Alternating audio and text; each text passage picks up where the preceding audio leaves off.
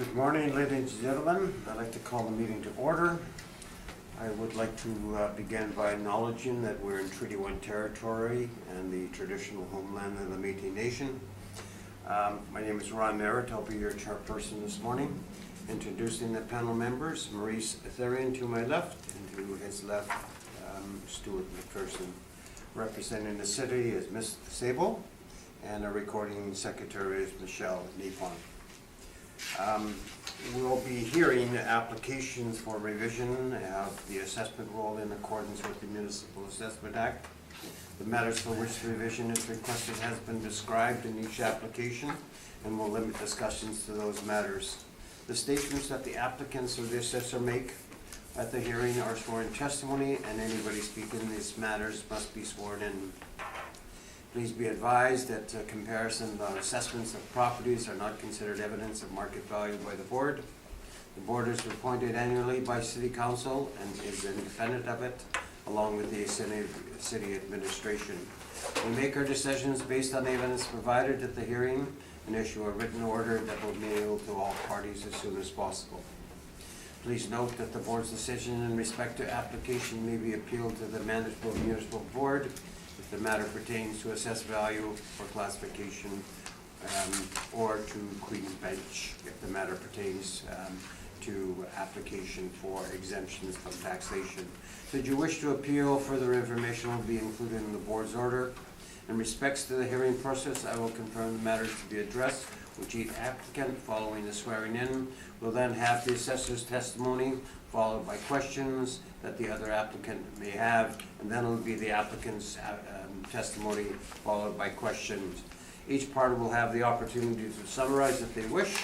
Once the evidence has been brought forward, the applicant may leave. The process will repeat after each item on the docket this morning. The session will close after all applications have been heard by the board, and we will deliberate in private and make our decisions. Should you wish to, you will receive the order by registered mail as soon as possible. As all information, public hearings are live stream recorded and will be part of the public record. We'll ask our secretary to swear in the assessor and to affirm Mr. Newfield. Is it okay that we affirm the business? No Bible. Can you state your full name, please? Svetlana Shibov. Do you affirm that the evidence about to give at this hearing should be the truth, the whole truth, and nothing but the truth? Yeah, I swear. Thank you. Have a seat. Can you state your full name? Do you affirm that the evidence about to give at this hearing should be the truth, the whole truth, and nothing but the truth?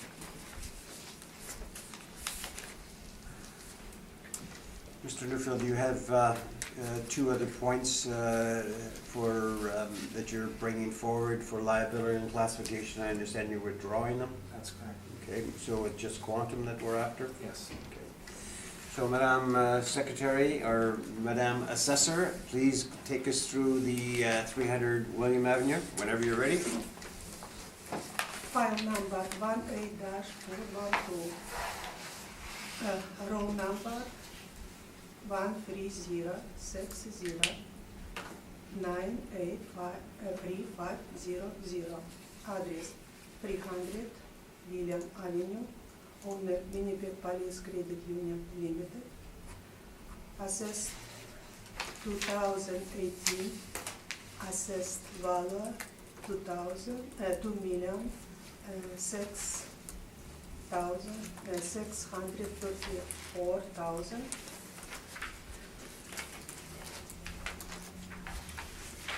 Property description. The subject property located at the southwest corner of William Avenue and Prince Street. The land size 14,654 square feet. This has surface parking and drive-through access.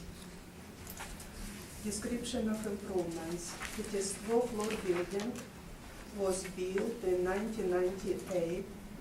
The improvement has a gross floor area of 8,612 square feet with full basement. There are some offices and storage area.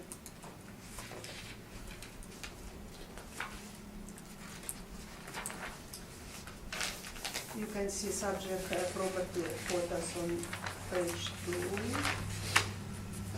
3, 4 is assessed area.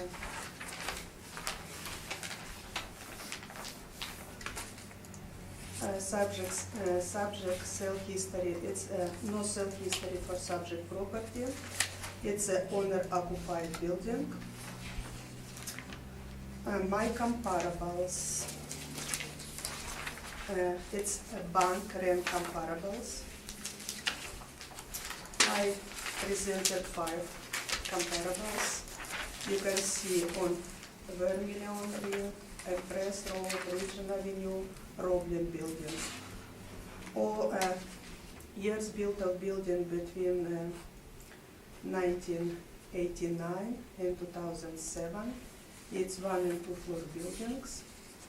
Lease start date from 1989 to 2014. This term between 8 to 20 years. You can see that average of net rent per square foot come across $25.70. That very well support our assessed rent, $25.44. Like I mentioned, all these 5 comparables, different type of bond.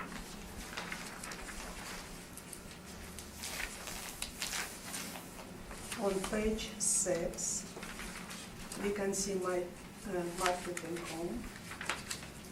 This property has been valued by an income approach.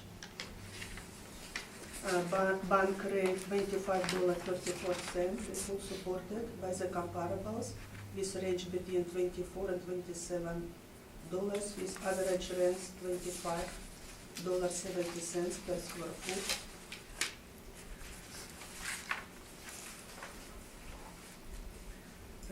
We applied, we came to potential rent at $218,228. We apply vacancy loan, standard vacancy laws, 2%. Expenses including management 7%. Shortfall $8 per square foot, with capitalization rates and $7, 7.50%. How we came to our estimate value of $2,634,000. Our you can look on page 8, we have capitalization rate. Summary sheet.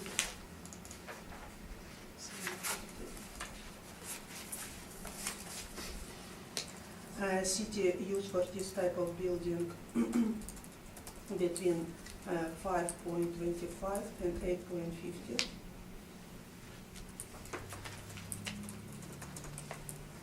Canadian, and you can see across Colliers, Stevenson, it's very close, our applied capitalization rate. So this table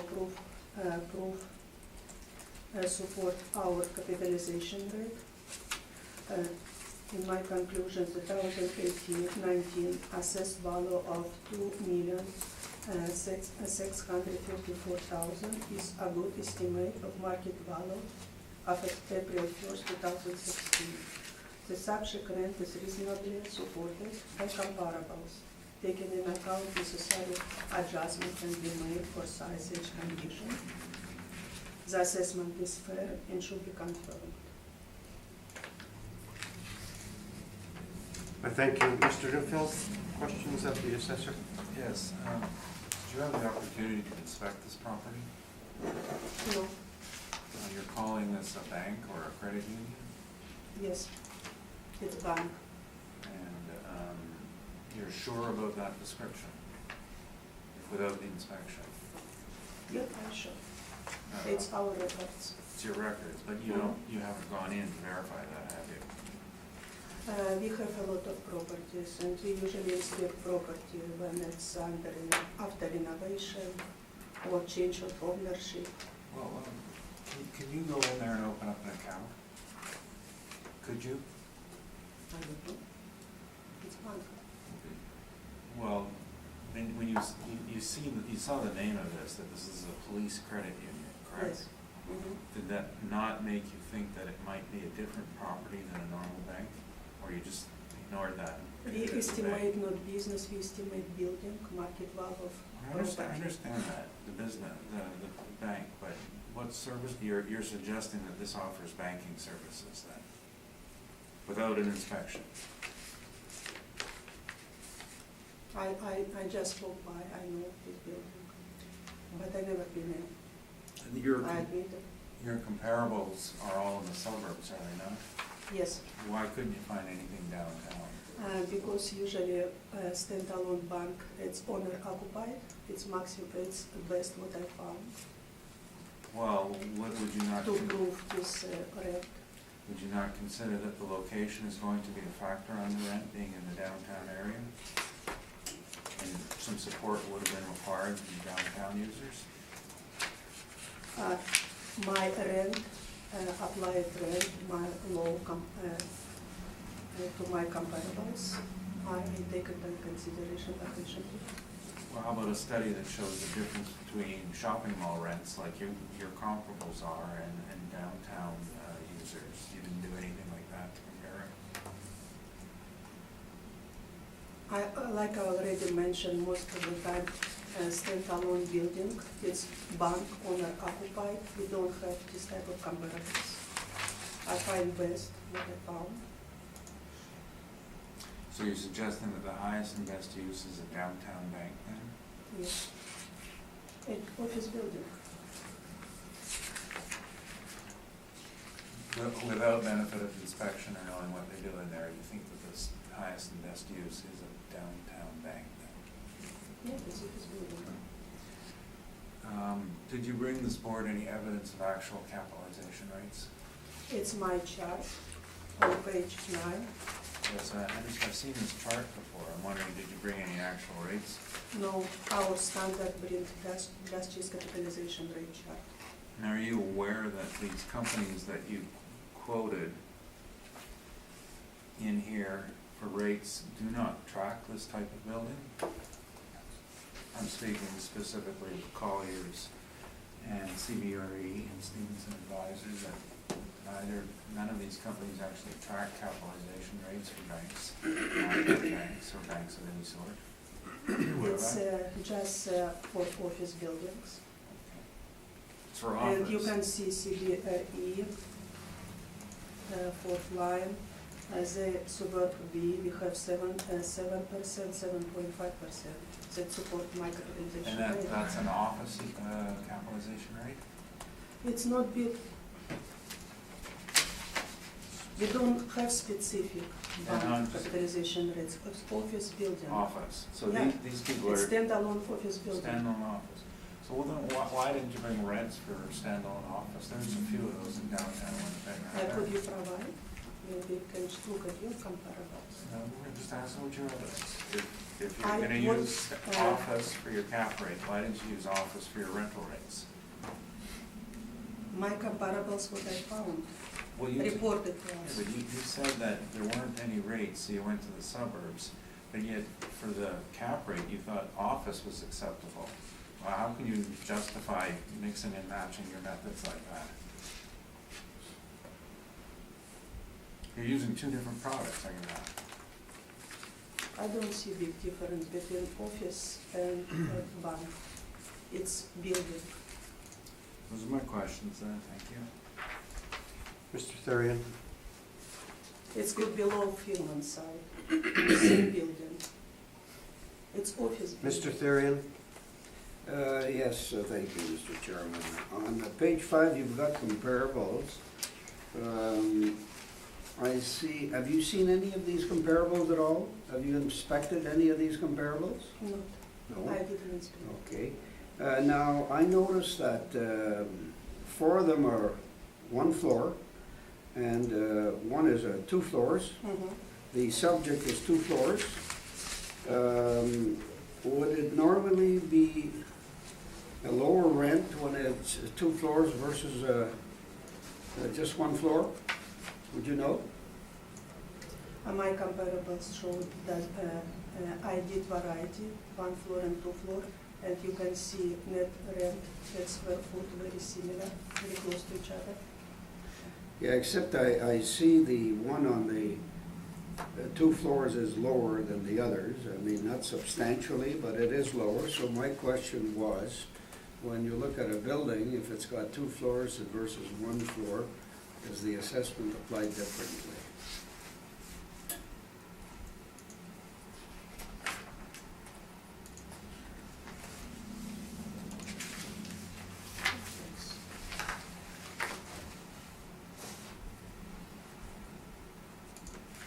Possible. Possible? Do you know what goes on the second floor of this, of the subject building? Do we know if that's where what business they're conducting It's up there? CIBC bank, It's a C, CIBC. well, I thought it was a police credit union bank.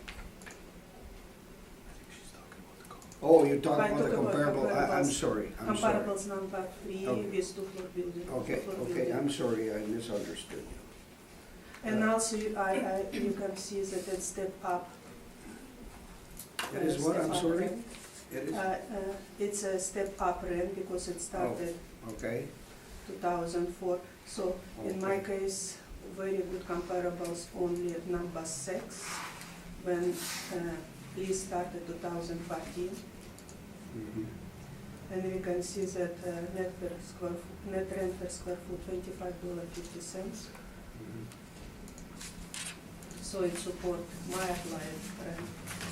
No, I confused you maybe. I'm trying to find out on the subject property, what goes on the second floor? Could you tell us what's going on the second floor? On second floor, in bank usually offices and No, storage. I'm talking about the police credit union. Do we know what's going on the second floor? Typical office, typical bank, they have office building, So offices on second floor. you're assuming there are offices? It's my up- assumption, yeah. Yeah, okay. And do you know if parking is an issue in this area here? I don't know how many spaces they have, but the land, the ratio from,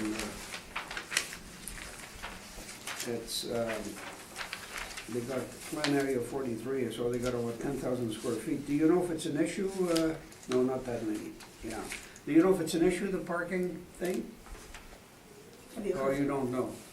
we have parking, 2 hours parking on street. It's normal question, it's issue from downtown for parking. Okay. But it's half a drive-through and they have some parking area.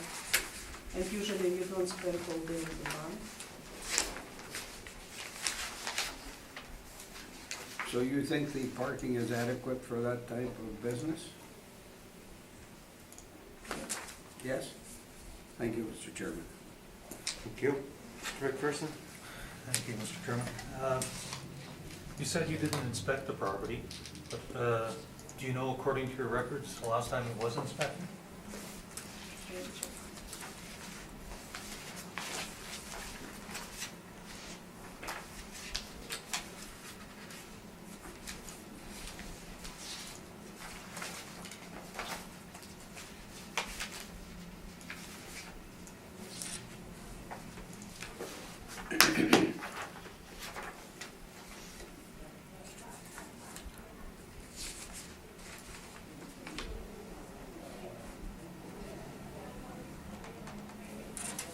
It was inspected only 2004. I'm sorry, 2004?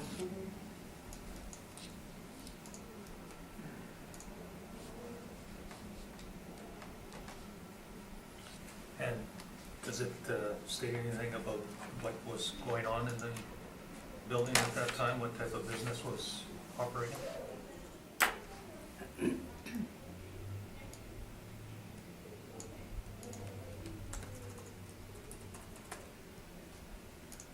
have notes that 1996 for Finance Credit Union.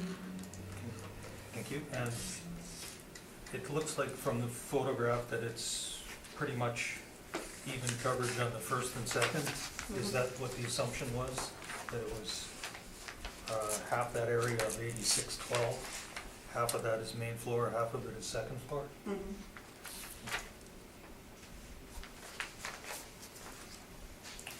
That's my question. Thank you, Mr. Chairman. Thank you.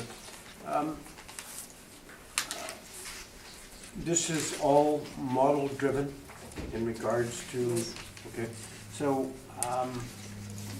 I missed what rate you used on it, but I calculated it's $25.34 per square foot. Yes, Okay. And the cap rate is associated with the age. age location. Okay. So, is there a difference between an ordinary bank and a credit union? Or are they both the same? Both the same. And that's how you classified them? Okay. Because we are, in our way, we access not business, we access building property. So your cap rate that you're using is 7.5%, and that's associated with the age? All together. And does it have any Age, bearing in size, regards to location. location? Yes, and also it's well supported by SBRE. 755. I thank you. Mr. Newfield, the floor is yours. I heard that most of the users don't have problems with parking tickets. And their cars just don't seem to get them.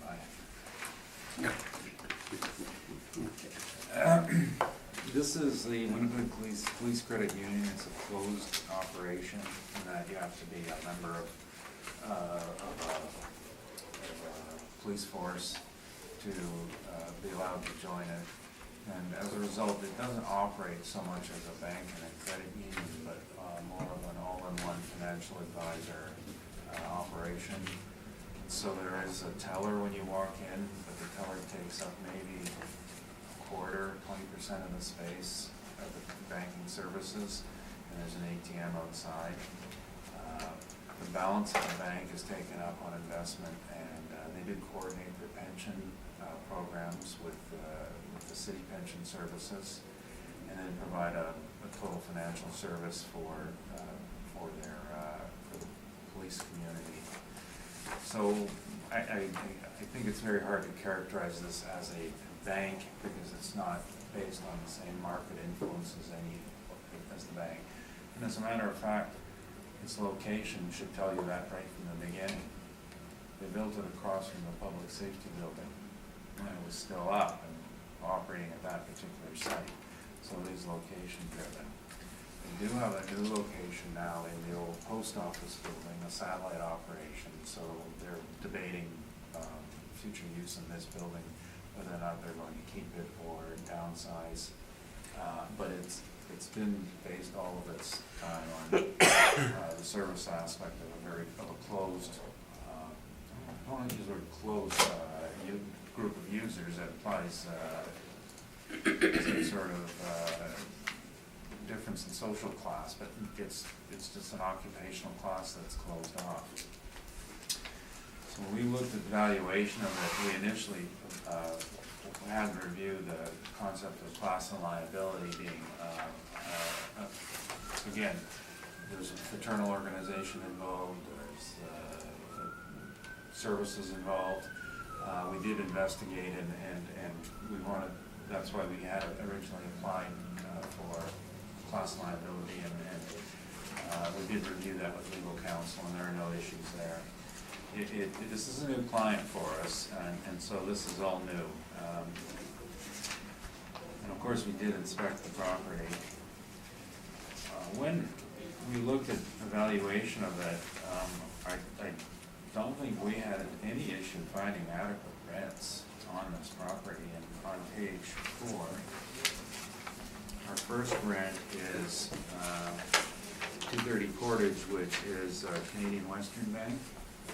That's a 2-story banking operation, and that's geared mostly to providing loans. And if you took just the first and second floor, it's $14.90 a foot, and if you include the basement, which is a full basement, it blends out to $9.92 a foot. It has a separate parking lot, so it doesn't have parking. So you'd have to look at some adjustment for our subject having parking. But we were at $14.90 on that one.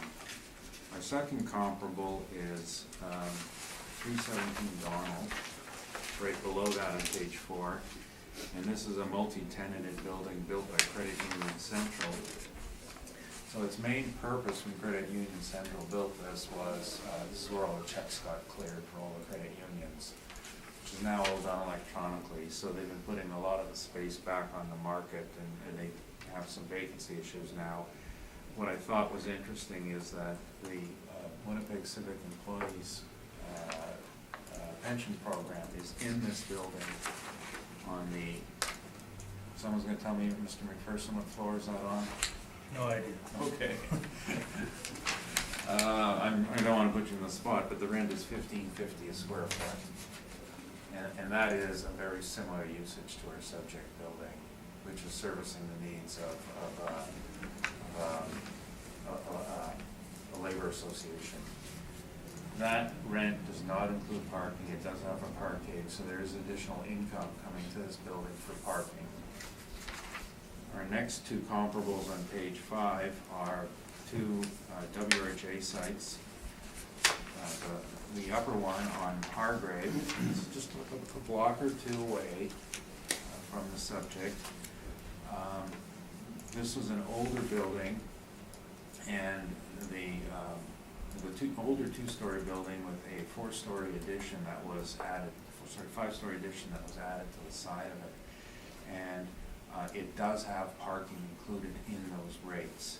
So that worked out to, it's a blended rate of $19.25 on the smaller one, 2-story, and then $16 in the large one, includes parking. And there's outside lots for that.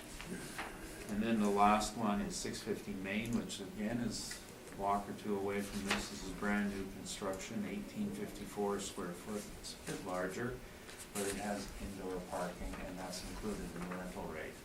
So after looking at these, and we have a few more rents on page 7, which are just in the general area, and those are inferior properties in page 7.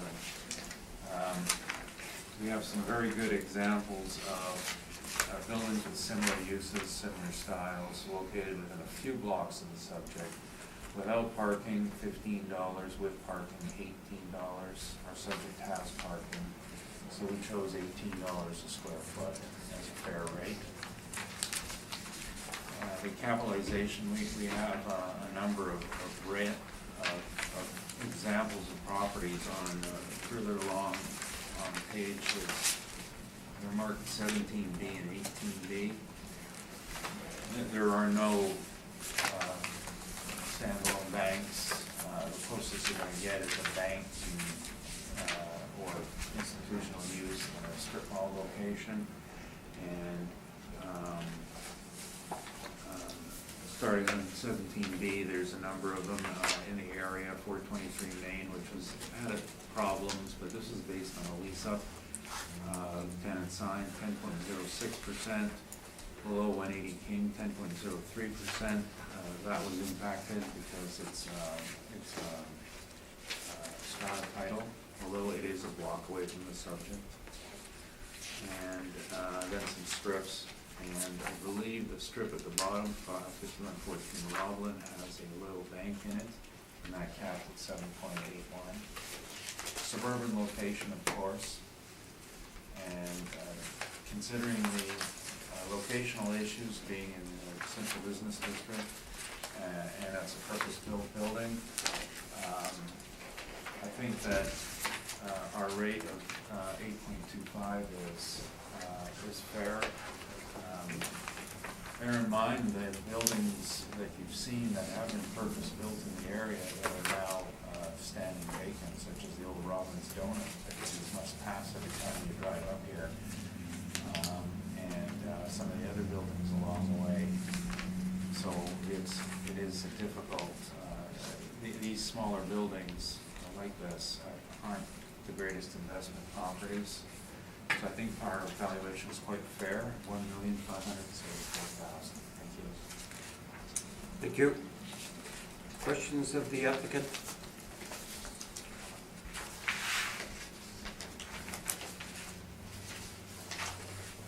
Comparables 372. You would agree that square footage around 30,000 square feet compared to 8,000 square feet subject property. Which one are you talking about? Second, $317. Well, I was looking at the one rent of the Winnipeg Civic Employees Credit Union at 16,000 square feet. 16,000, but it's a double size of our existing building. Yes, Do you agree that like economic of scale, it should be going up? You need to adjust. No, Upward? it's a better building, and it's got a better location than the subject. So I disagree that the economy of scale will be a factor in this case.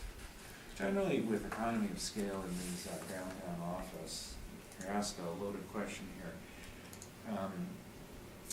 This is what we would call an already developed site. Now, when people talk about economy of scale, if you have a field and you're the guy and you're going to buy a lot of the land, you're going to get a break on economy of scale. But when you have an existing development, oftentimes the larger the property, the more you're going to pay because you have to deal with assemblage. So if today someone wants to rent an office in my building, for example, and they would like a full floor, that means we have to move people around. It costs us money to give them a full floor. The rents often come higher. So no, I disagree with that completely. Let's look at comparable 650 Main Street. It's Winnipeg Regional Health Authority.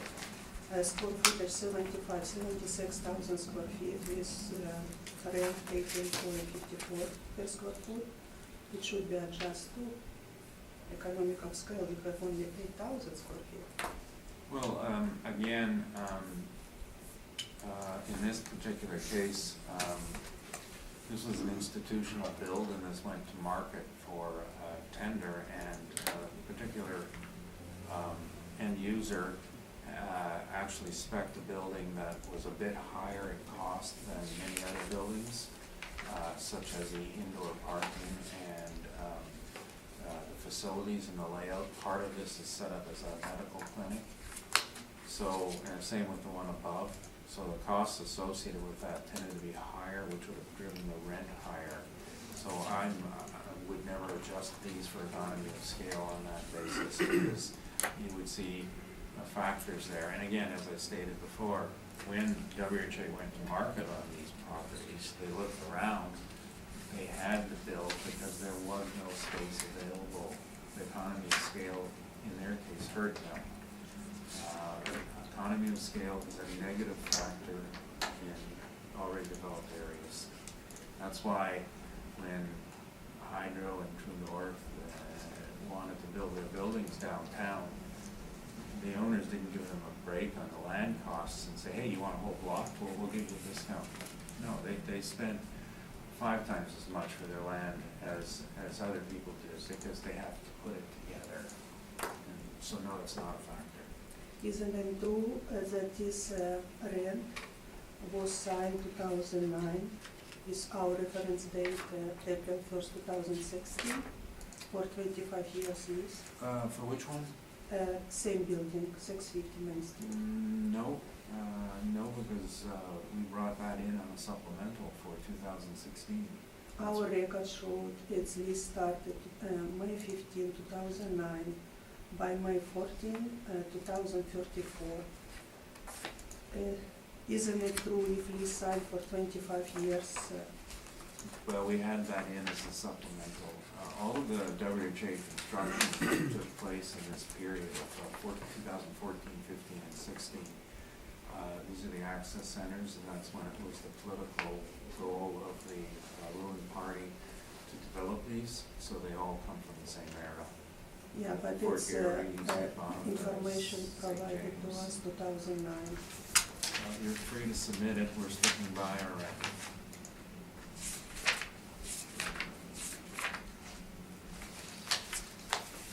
And also, let's look on 9B capitalization rate estimation. 9B, specific property type. You can see class B, 1, 2, 3, 4th line. It's our property class B, and we see a premium rate between 6.5 and 7.5, their full support, our applied 10.5 capitalization rate for downtown office, and also supported suburban office, 7% or 7.75%. It's only three property in Winnipeg comments. It's same class B, good, low, moderate. Well, the definitions that you Just this capitalization rate estimate fully support our applied. No, you're, 7.5 sorry, you're percent. incorrect. You're reading this wrong. On that chart, which I made up, on 9B, you'll have to go back to page 4B to read the definitions. So if you're looking at office with the lower rates, A and B, A office is size 100,000 to 1 million square feet. Premium office users is rents above average for the area. B, buildings competing for a wide range of users, size 50,000 to 500,000 square feet. Usually the largest office asset class in most major centers. So those are the definitions. These are not, the subject is not an A or a B building. Under our rating system, under the Johnson rating system, under BOMA's rating system, it is B miscellaneous. And that's why the cap has to be higher. In our records, it's class B. Well, yes, but Because- I'm not coming in here to discuss your records. I'm coming in to discuss our records. Our records do not put that anywhere near that class. And that's why you've done your table wrong. Your people who've done the rates have done it wrong when they try to include it in the B. If Colliers gives you a B, that's because it's an A or a B. There's 5, 6 A buildings in our city, and maybe 12 Bs, and they're all high-rises, newer. 400 grand, 240 grand, buildings like that. My building I'm in, which is an 8-story newer building, is barely a C because it's too small. And it's got a poor floor plate. This thing wouldn't even make the Ds. I would like to bring your attention to page 7. Would you agree that older property usually rent for less than newer ones? Pardon me? Would you agree that older properties usually rent for less than newest ones? For example, 7 Arthur Street built 1899, I think 150 Bannatyne Right. built 1899, 123rd Bannatyne built 1900, 54 Arthur built 1903, 250 McDermott built 1898. I think I said, I recall saying when I mentioned page 7, that if this was brought in to give the reader a sense of the market, the local market that the building is in, this is what the neighborhood is like. It is not surrounded by Polo Park. It is surrounded by these old buildings. Yeah, And that's why That's why it affects the market value of the subject. You can't just put a building and say it's worth more when you put it in an area that's populated by older historic buildings that are generating poor rents. There's no motivation, there's no factors that will drive up the rent. It's going to drop down as a vacant building. As I mentioned, there could be a change in use with police services moving. And these are the rents that they may have to look forward to if they go put it on the market, because you can't change the market. But I would like also mention 17 Arthur, 54 Arthur, 250 McDermott, it's warehouses. Those. No, these are all offices. They're loft warehouses generally. I've inspected them all. No question. Thank you. Mr. Therian? Yeah, I'm looking at your parameters, and you're using on vacancy 7%, and the city's using 2%. Now, how did you arrive at that 7%? Well, we use an office rate because there's no such thing as a bank rate in the market. That doesn't exist. It's a phony parameter designed by the assessor, and they put it onto their freestanding banks. That's fine. Now, when they're dealing with banks in the suburbs, that 2% that they use in the suburbs competes against power centers who are getting 2 and 4% in their properties, so it almost makes sense for the market. But here we are at a downtown location, and they think that their 2% is going to compete with the rest of A, B, and C, which is gasping at 7 to 9%. And that's what's troubling about this method of valuation. You can't mix and match. It's a downtown location. You gotta have a downtown quality to it. And vacancies are worse downtown. Just because you have a bank, that doesn't mean it's easier to lease out. We've got lots of empty banks we can lease you. Mind you, this particular bank was on Corden Avenue, and it was deemed surplus by Bank Nova Scotia. You have a ton of competition for it. They do have a ton of competition because that's what people want, but they don't have it in the downtown, and it's therefore we felt that the office was more important. Is there any vacancy in there? In the building? Yeah. Physically,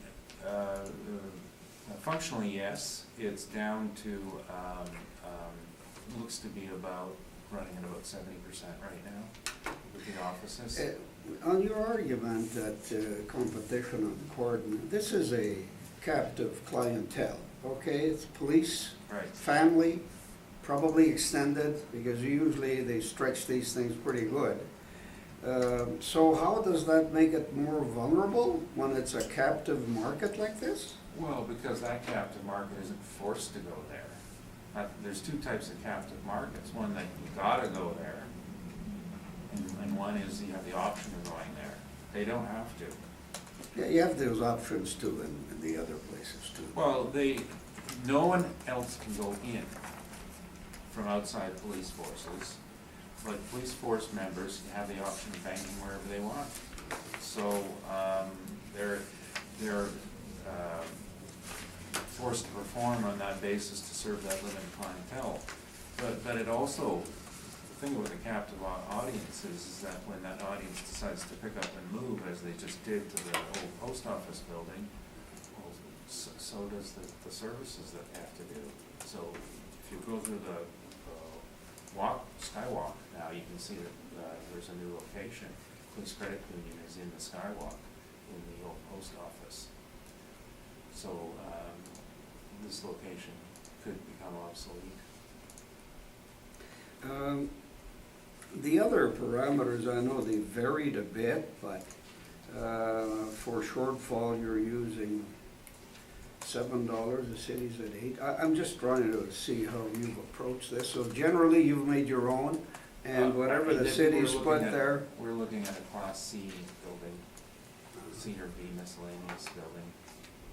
Okay, and the other challenge I always have with all this information on cap rates is, where do I look? Because you line up, you know, you've got your optimal, your subject, and then, Yeah, and then you've got a ton of information here on all kinds of stuff. And I'm trying to bring it down to something fairly, well, I wouldn't say it's simple, it's never simple on a cap rate issue. But it doesn't make it easy no, for a person like me when I'm looking at all this evidence. I agree, and I didn't put this together, I haven't been in much, been away. I think my reaction when I began reading this is this a good investment or not? And I'd say, no, it's not. And so it has to be above a higher cap rate to induce people to do it. It'll be an alternate use. One of the interesting alternate uses is next door is the English as a second language school, or our clients. And I guess businesses like that associated with Red River may have a bit more interest in these smaller buildings, but they also don't have the budgets. We've been doing a lot of work on for the nonprofits, and they've been, right now, their budgets are killing them, so their rents that they can pay aren't $25. They're looking for the 8s and the 12s. So I think that if I were an investor, I would be thinking of losing this user, because it's gonna happen, and backfilling it with one of these facilities. Our firm does a lot of that style of work, so we know what sort of money we're working with. And not a good investment. I mean, I think we have here, the picture I would like to draw and leave with you is, the assessor is telling you it's Polo Park, and I'm telling you it's downtown Winnipeg. Okay, thank you, Mr. Chairman. Mr. McPherson? Thank you. I guess the first one, and you asked me where that Winnipeg Civic Right. office was. I thought it was the 4th floor, and that's why I said I had no idea, because I said 4th or 5th. second to 4th you said owner, but if I look at the area, I think it's 5th. I see that it's maybe only part of the 4th that they're occupying. Yeah. But then I look and see the 1st is the same as the area applied to the, so I have no idea where. Credit Union Central is giving up as much space as they can, and so they're chopping it up and trying to find tenants. I'm not sure if Pension took more space. Okay. And how old is that lease? I'm gonna say late 80s.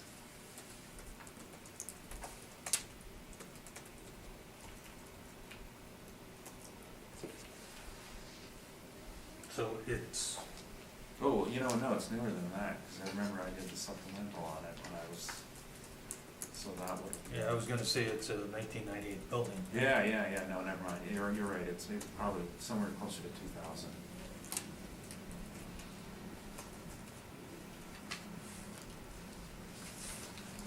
Okay, and I have the same issue on the adjustments, and you've already stated that you didn't do the adjustments yourself, so. On your cap rate. capitalization, no. Yeah, because I'm just looking at your built, it's given it like a 25% I have- deduction for a 20-year-old. I have been away ill for a month and a half, Okay, so I got up to speed on this. I know I was involved in selecting the rents, so I'm very comfortable with them. And the discussion on vacancy, cap is, I call it winging it. It's just my feeling that's not a great investment. right. And your comment about the assessor comparing it to Polo Park versus downtown, you're just kind of throwing that out there, comparisons aren't really Polo Park, right? Well, yeah, I mean, what we gotta be dealing with here is the market, the downtown market, and the factors that affect it, not saying this is the same as Polo Park or the same as Firmer or Portage. This is a variety of so much different factors. You're not going to backfill this. When when banks do surplus on their buildings, there's been a lot of interest lately to the small ones. They're closing on Academy and Court, and those things are just selling like you wouldn't believe. A couple in Pembina might be coming up. It might attract almost as much interest. Lots of people are after them, but they're in suburban locations. That's why. Okay, and just one other thing, you mentioned that the building on, what would that be, King and Notre Dame, or King and Ellis, or? Oh, yeah, I was just thinking of that one off the top of my head. Yeah, is that really big? It's got an owner user in it, and he's trying to make, do some stuff with it. It was bought by, I think it was 24/7, and the building is totally unsuitable. It's too small, a playground, but they got a bunch of small crappy, I can't say that word, small inferior buildings around the city, and they're realizing their mistakes and moving along. But it's had a chronic history of bad performance since it was built in the late 70s with the donut shop below and the office above. Never performed well. Okay, those are my questions. Thank you, Mr. Chairman. Thank you. Mr. Renfield, I know you had mentioned that this is a new client for you. Yes. Okay, so it's probably an unfair question, but I'm gonna ask it.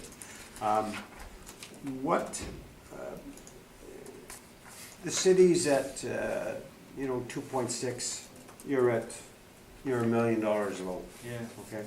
So who is correct? Well, I, from what I understand, no one's ever reviewed this property. This is the first time, and I think that the credit union never thought about reviewing it while they were still across the street from the public safety building, and now they're going through their portfolio and wondering what they should do. They recently appointed a new CFO who, through various business things, I know this person, so I think it was a question of the ownership finally deciding to take a look at it. And, I said it's never been challenged.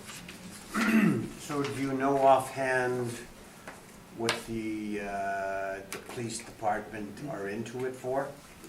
Oh, Building and the land? credit union? Not the police department, the police credit union. Yeah, No, but do you know what they're into it for? no, I don't. No? I don't. Okay. So you don't know what it cost or anything like that, or, mind you, is, 90, 98 Yeah, we built, so. yeah, I think that any reasonable person would have had it written off by now, 20 years. Okay. All right, I thank you. Summation either party? Yes. Nope. Mr. Russell? Nope. Okay. Yes, I will. Yes. Yes, yes, I would Yes? like to mention. Okay, go ahead.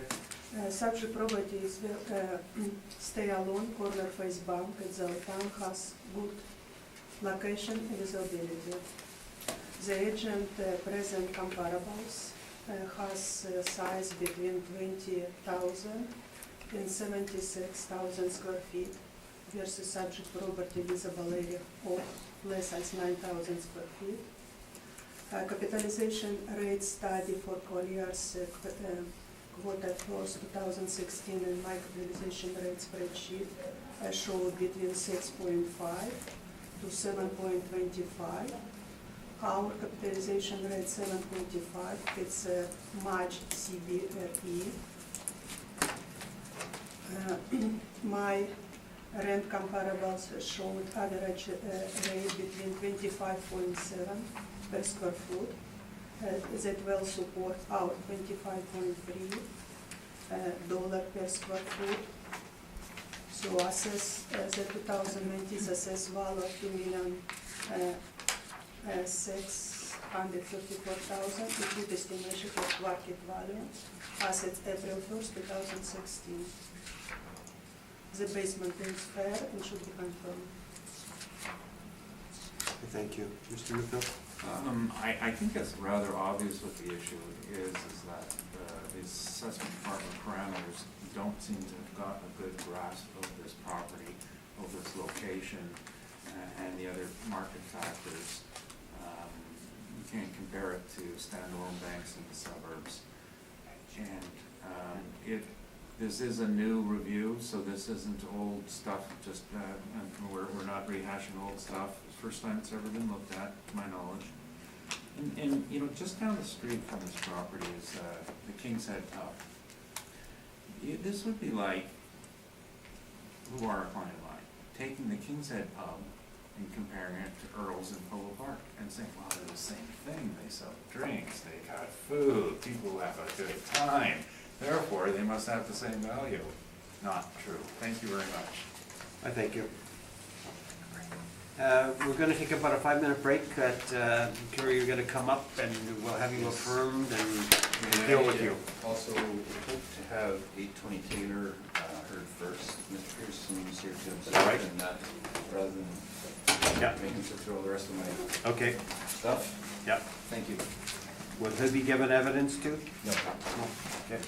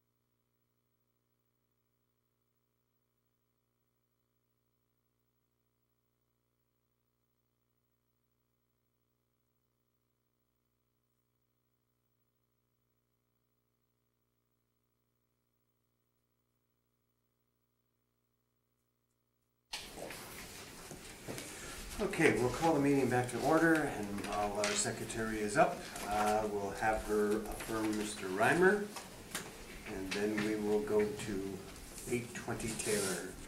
Please state your full name and you affirm the evidence about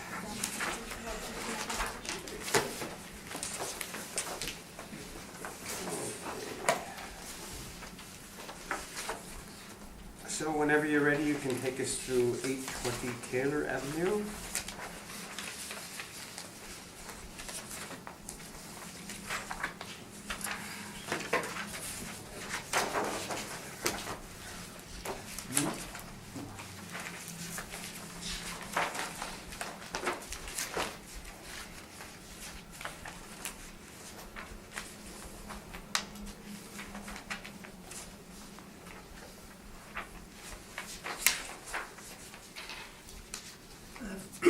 File number 18-613. Row number 1209780365.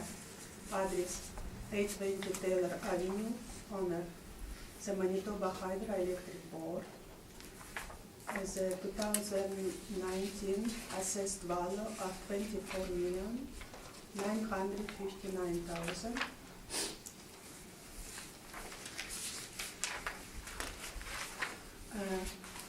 Subject property located at the corner of Taylor Avenue and Narrow Street East. The property owned by Manitoba Hydro and consists of several buildings to the size of 20 acres with surface parking of 1,000 stalls. The office building was built in 1957. The remainder for improvements such as Manitoba Electrical Museum, Education Center, warehouses, and vehicle service garage were built between 1983 and 1986.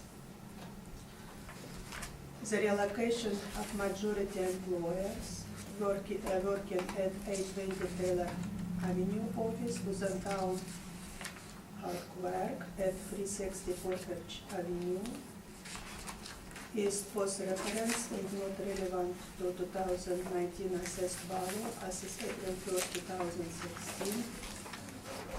According to Manitoba Hydro President and COO Kevin Shepard, published on September 29, 2017, the 820 Taylor building will continue to house critical technology system infrastructure, which would be costly and difficult to relocate, and will be repurposed to function primarily as technical operation facility. So highest and best use is existing use.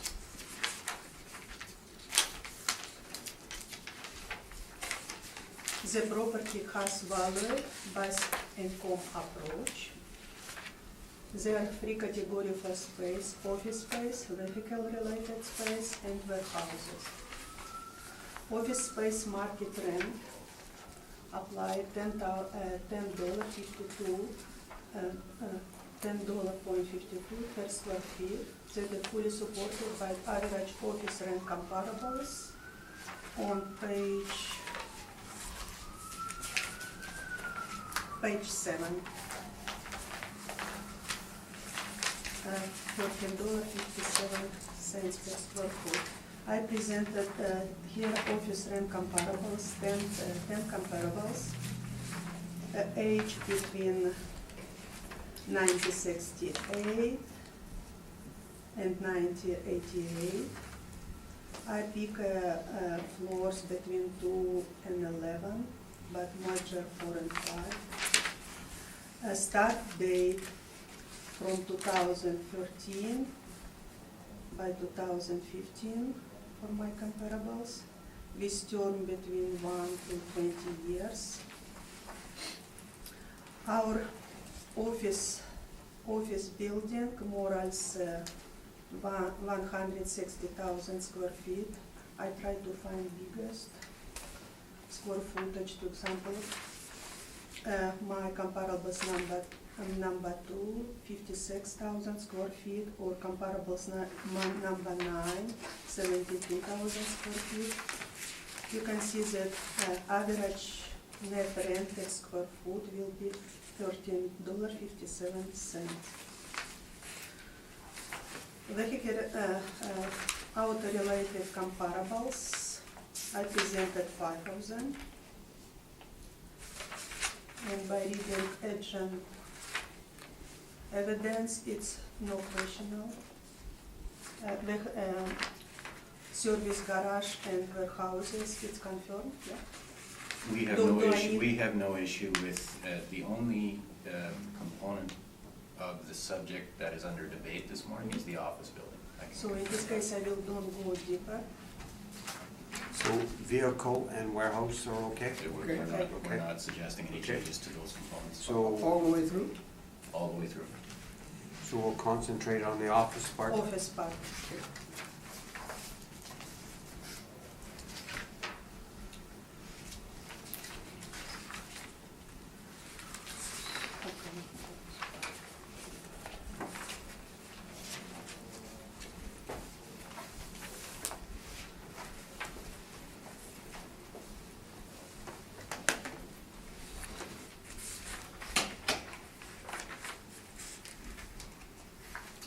This our average rent $10.52, full supported by my rate comparables. We apply vacancy loss to 10.5%. We applied shortfall $8.50. All expensive good management 7%. And capitalization rent 7.75%. You can look at my page 12. Provide general support to capitalization rent. We include a chart from the outside publication.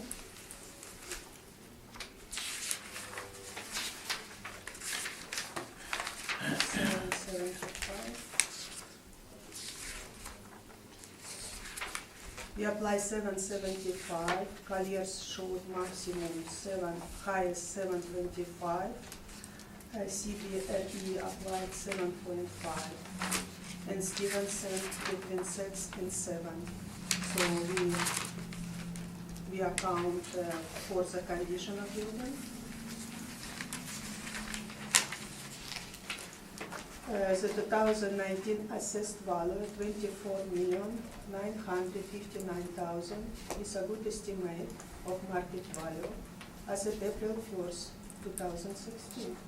The subject rent reasonably supported by comparables, taking in account necessary adjustment for size, age, and condition, because I didn't find big sizes building leases.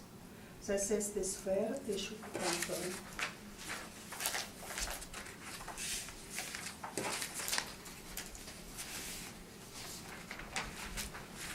Thank you. Mr. Reimer, questions? Thanks, Mr. Chairman. Ms. Shable, you didn't have a chance to inspect the subject, correct? No, I've been only in museum Okay. recently. Okay. But not the office building. No. Okay. With respect to then, could we turn please, Mr. Chairman and Ms. Shable, to page 7 of your materials? And I am, to be clear, Mr. Chairman, I'm going to focus just on the office components. That's all that's under debate this Okay. morning, as mentioned. Okay, so we can agree that for our office building that's under examination, the original age is 1957, correct? Mhm. And the effective age that the department's put on it is slightly higher at 1961, correct? Yes. Okay. Now, you've mentioned the size of the comparables, and certainly that point is well received, but I'm gonna suggest, Ms. Shable, so looking at the largest sizes, so your comparable, and I'll go through them, not necessarily in numerical order, but comparable number 3, 27 portage, that's 37,000 feet, but that effective year built is 1990, correct? Mhm. And with respect to the 352 Donald Street, which is the largest of the comparables, that age, building age is 1995, correct? Mhm. Okay. And yeah. you can see that number 3 comparables have $18.20. Mhm. Number 9 comparables has $14.49. I It's make understand. adjustment for size, Yeah. age. Yeah. It's our rent of $10.52. It's reasonable. So we can agree that the building was ages 1990, 1987, 1995, and 98. Those really are much newer and not very comparable, correct?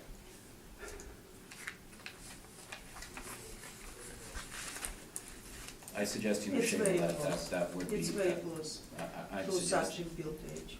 I'm suggesting that it has no comparability whatsoever to the subject. With respect to then 723 Portage Avenue, and the first two comparables, 1 and 2, 825 Sherbrooke and 723 Portage Avenue. So 825 Sherbrooke, that building is actually closest, it still has a variant age of 1968, so it's 7 years newer than the subject, but that's closest in age of all the comparables, correct? Mhm. And that area is less than 10% of the size of the subject, correct? Yes. Whereas with respect to the second comparable, this is a significantly newer building, but larger area, 55,179, correct? Mhm.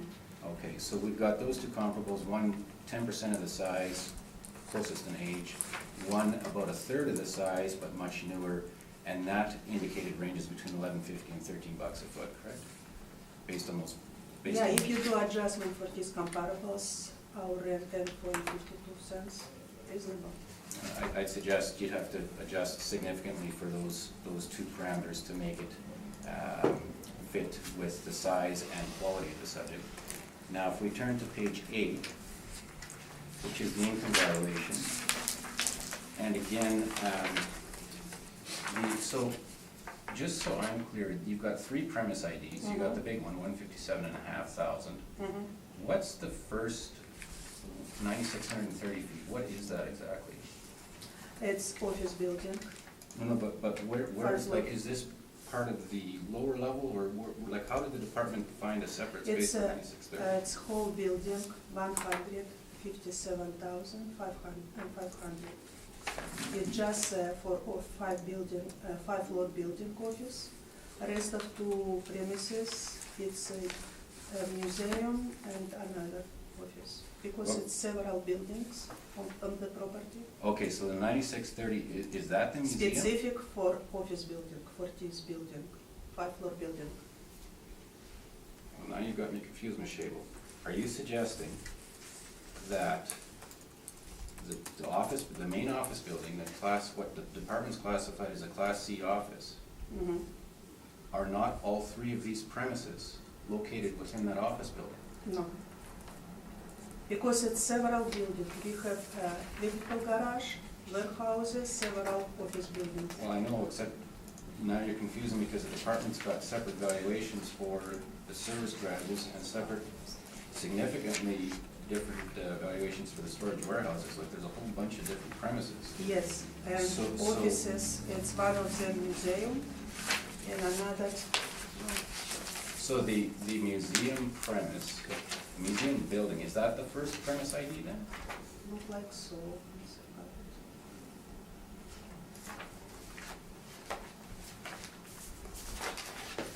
Are you on page 8? I am on page 8. So I'm curious about the first and third premises on Yeah. page 8. 9630? Pardon me? The 9630? 9630 and the 8832, I'm wondering what those are. Okay. Yeah. Mr. Chairman, go to page 3, maybe the assessor can reconcile there, which is the aerial of the Okay. on the site. I don't know how it's trying to do this.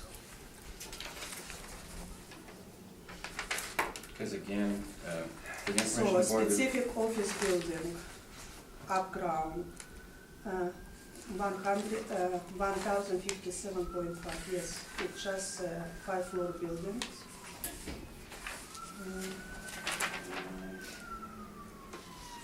my impression, Ms. Shable and Mr. Chairman, is that this is all 3 of these premises would be located within the Class C office building that's under debate, and not in a separate building. I think the other buildings are valued on pages 9 and 10. There's a But whole museum bunch of valued as office building.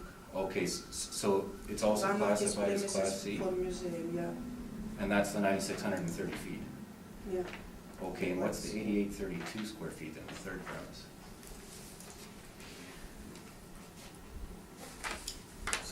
We have a mechanical penthouse. on Okay, so top that's of the building. penthouse. Yeah, Okay, plus,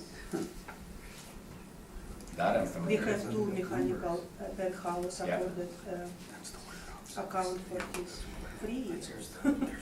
A free section for mechanical penthouse altogether will give this 8,000. 832, Mhm. okay, so that I am familiar with, and that I get, so that what's catching me off guard then is the 9,630 feet, which is a separate museum building. Mhm. I'm gonna trust that that's the case, Mr. Chairman, but it is a little surprising to me. In any event, so we've got then the various rates that the department applied, and with respect to the cap rate, now again, Ms. Shable, so if we turn to page 12, please, of your materials.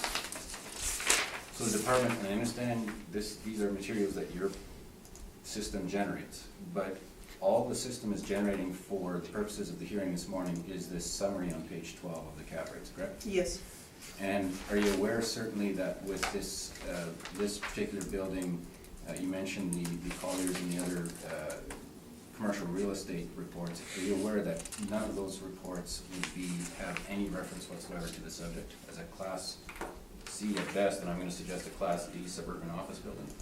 as this suburban. Class D. Colliers provide 6.5, Yeah. and high 7.25, Ms. we applied Shable, 7.75. I suggest to you, this is nowhere near a Class B building, not in any world, so I'm gonna suggest to you, they were not tracking this building in any manner whatsoever. Now, earlier I asked you about the inspection. Is the department aware that there are deferred maintenance items in the near and midterm that total over $30 million that would be required to put into this building to maintain its being capable of occupancy? It's from your case, I now I know. But the department, when the model parameters were generated for it, certainly the department did not factor in the $30 million of deferred maintenance, correct? House market value as of April 1st, 2016. Without reference to the physical condition. Yes, reference physical conditions, that by my market rent much lower than my rent comparables. Well, Ms. Shable, I suggest to you very strongly that in fact the department's model-driven parameters in no way reflected the physical condition of the subject, and I will present that in evidence very shortly. When a renovation will be done, we will address it. It's, market rent will be going up. Actually, Ms. Shable, I'm gonna suggest to you otherwise. The market rents would be affected right now because of the very, very poor physical condition, but again, that was not a question that was posed to you, and I will bring that forward in my materials. Thank you, Mr. Chairman. Those are my questions. Thank you. Mr. Therian? Yeah, I think I missed on page 8, your 8832. What is that building? That's a separate building? And what is it? It's a museum. No, the museum is 9630. Mm-hmm. Okay, what about the one at the bottom? I missed And that. about a penthouse. Penthouse? Mm-hmm. We have three section for penthouse, different size. If I Okay. look on our cost record. Yeah, so, on the museum part, how do you, I mean, this is all model-driven, I would assume? Okay. I guess the comparables that you've given us, any of them relate to museums? No, Because it's office buildings. yeah, but we're saying the use is a museum, so I'm just trying to get a better understanding how you put $11.30 on that. Because It's a museum. biggest office space in my premises, Yeah, it's about 156,000. yeah, It's major $10.52 yeah. per Yeah, square I don't foot. think that was my question, but that's okay. But it's very close because it's smaller size. Yeah, but the comparables, I mean, that was my issue.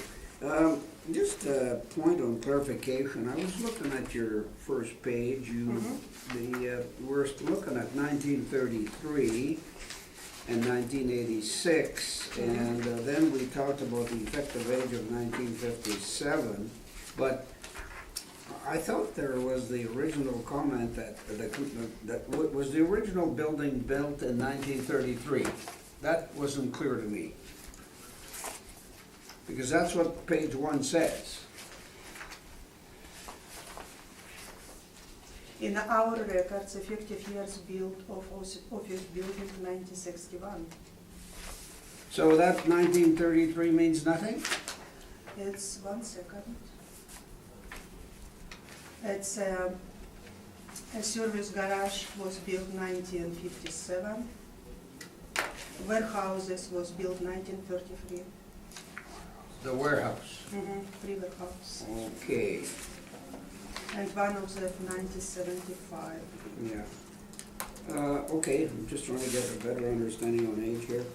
The other thing is, I see vacancy, you're using 10.5. Now, I know there's been a lot of movement between that area and downtown and so on. Do we know if this is a model-driven 10.5% vacancy? Do we know what the actual vacancy is? Right now, yes, it's current movements, but it will be occupied. According to Manitoba Hydro President, it will be a repurposed for function, primary as technical operation facility.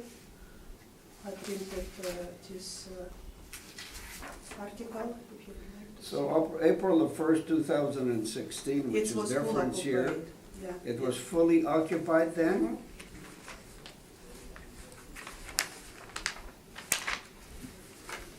Okay, just a moment, Mr. Chairman,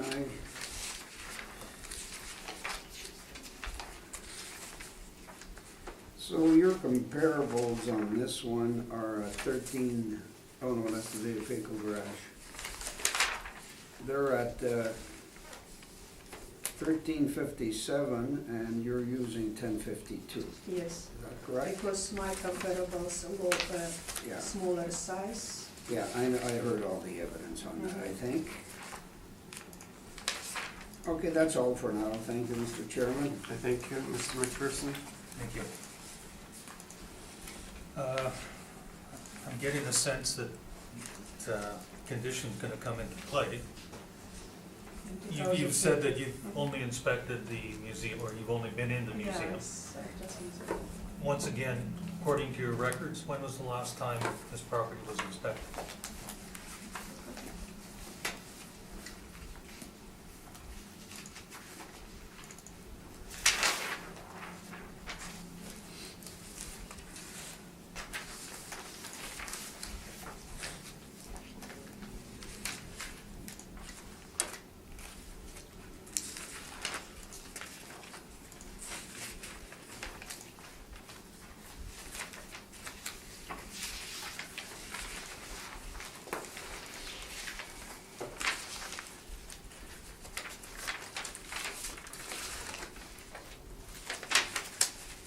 I don't have this information, so.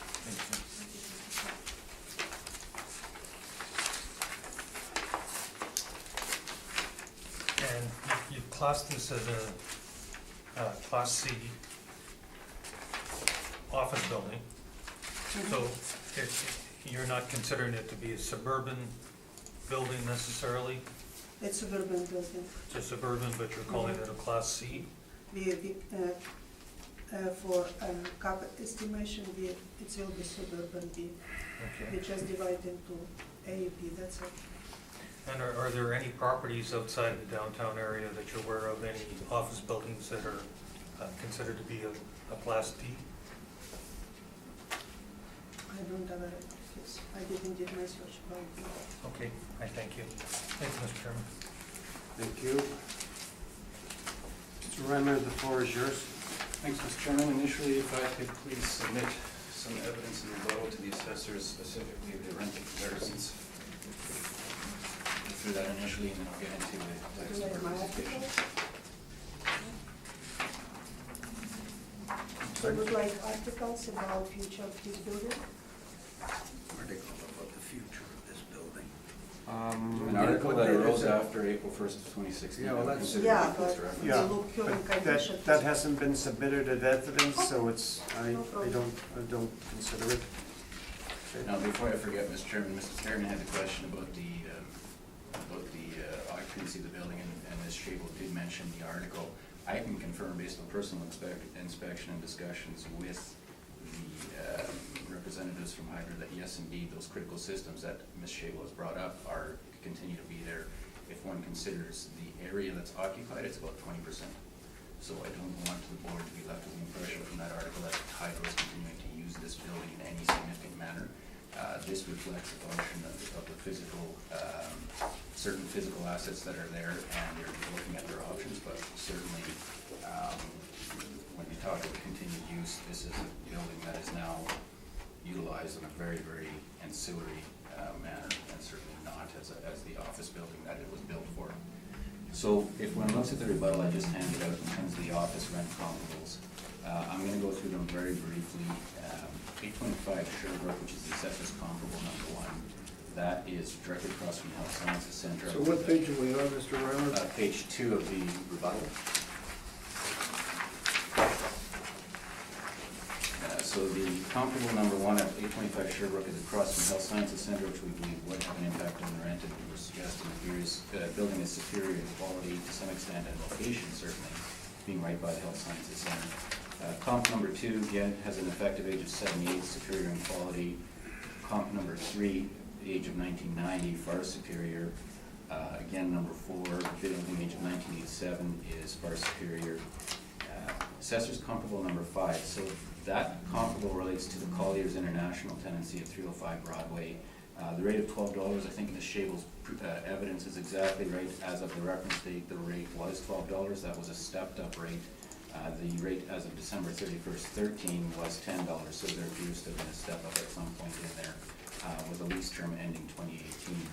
I do note that there was about $622,000 worth of permits completed in that building in the last 4 years alone, and that would reflect partly the building age, that 1972 that's quoted on the brief.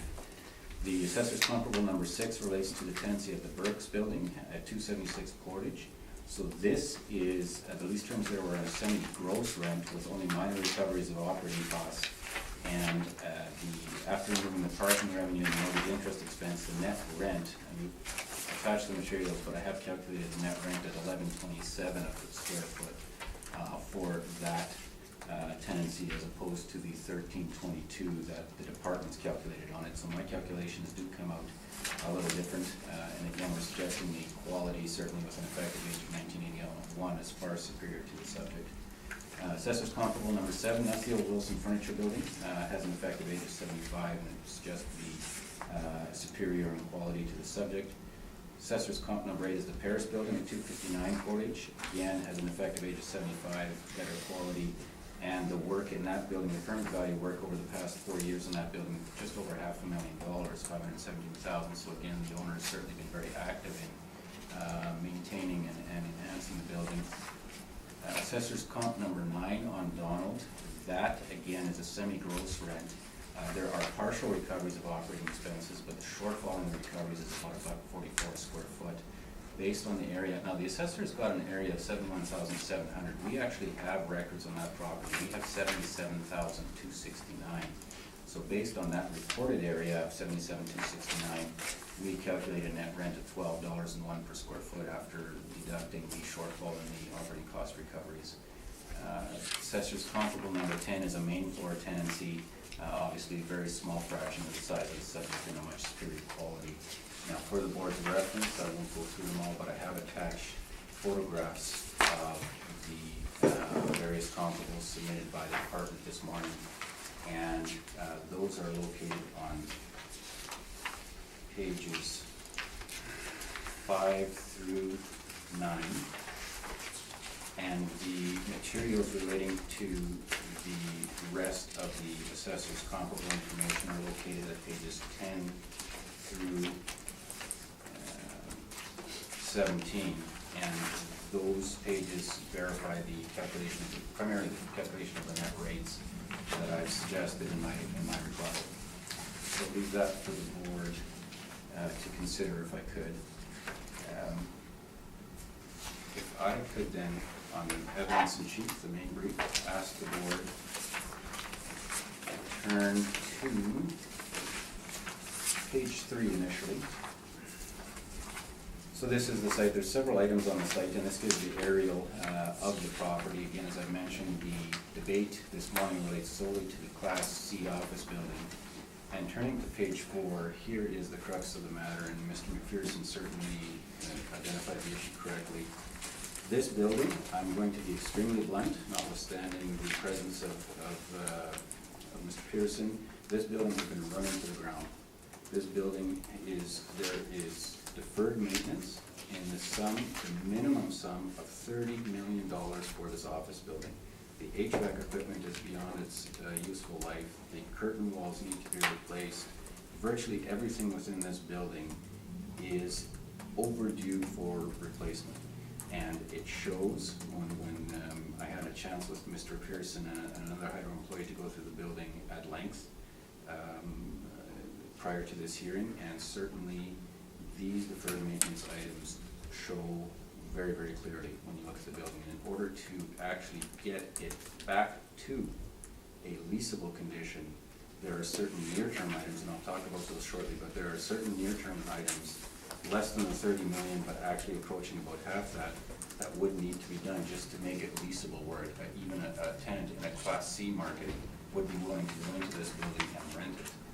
So with that, in that context, and again, to be clear, I'm sure the board members don't need reminding about this, but the physical condition we are assessing this morning, this is a 2019 appeal, the physical condition we're assessing is as of January 1st, 2019. This is the asset. The asset with the $30 million in deferred maintenance is the asset we're evaluating, not an asset that is going to have a whole bunch of work done to it in order to make it leasable. The department, certainly, their methodology is to review permit records, and when the building is improved, then they have the legal authority to issue a supplementary. That is not what we're assessing. We are assessing the impaired, the impaired asset that requires much work to be done to get it to a leasable condition.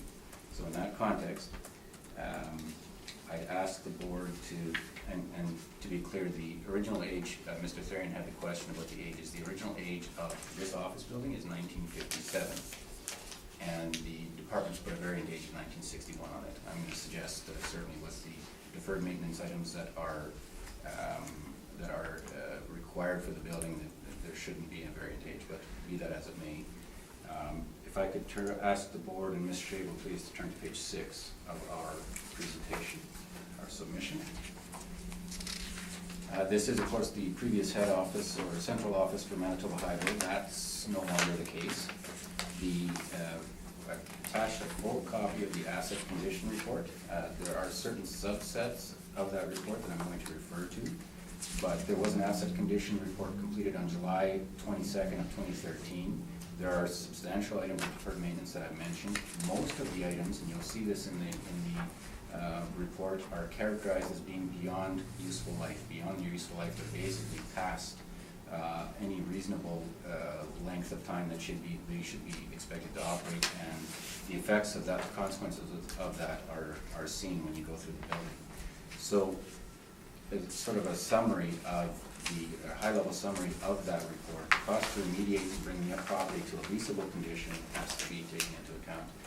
The costs, some of the costs that I refer to, and this is all in that report. So if you look at sub point A, there's total costs of about just under $17.6 million identified as priority 1, which is the immediate term, the items that need to be dealt with in the immediate term of 13 to 24 months, or priority 2, 25 to 36 months. So basically within a 3-year timeline from that report, there was $17.6 million, give or take, that were identified as needing to be put into the building to deal with these deferred maintenance issues.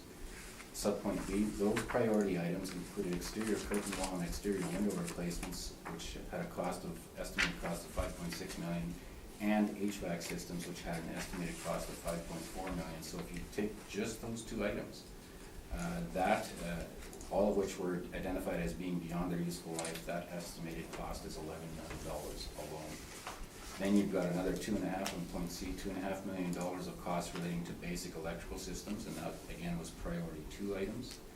And it's interesting, in that report, there's actually in sub-point B, the alternative to the necessary repairs and replacement of the individual HVAC components, there's also an option, and they call it modernization of the HVAC systems. That option, if it had been pursued, was estimated at a cost of 13.3. So that isn't in addition to the $5.5 million. That's basically a second option to say, if you want us to not just basically get these existing systems back up to speed, but if you want to scrap them and go with an entire modernization system, that on the HVAC systems alone, that estimated cost was $13.3 million. Subpoint E, there's other deferred maintenance items that were classified as priority 1 and 2, including ceiling and floor finishes, interior doors, fire protection systems, and partitions. Those costs, again, for priority 1 and 2 items were $4.1 million. The estimated cost to remedy the remaining items of deferred maintenance, priority 3 or lower, so the ones that were sort of midterm to longer term, was estimated at $20 million. So there are massive deferred maintenance issues involved with this building. And to be clear, there is nothing that's going to be done to this building between now and January 1st, or at this point, there's nothing planned that I'm aware of to do anything going into 2019. So this is the physical condition of the asset that we're assessing today and that we're debating this morning. Turn to page 7. I'd suggest any prudent investor would, of course, in their due diligence, place substantial, and I suggest overwhelming weight on the cost to cure all these items. Specifically, we're suggesting that there's 2 ways to account for this. The near-term cost to cure the basic building components, I'm talking just about the basic components, must be deducted, I'd suggest, from the income-based value of the subject, so that since the income valuation of the for the property presumes that these items will be fully functional, you're not able to generate income and secure rent if you don't have functional HVAC systems, and if you're looking through cloudy windows where your tenant's going to demand that you deal with these items. So I'd suggest one method is to take just even a portion of the capital costs that are shown in that report. That's method 1. Or if you're going to assume that the present physical condition will continue with no capital invested, then you have to value this as basically an office that could as well be scraped as lease.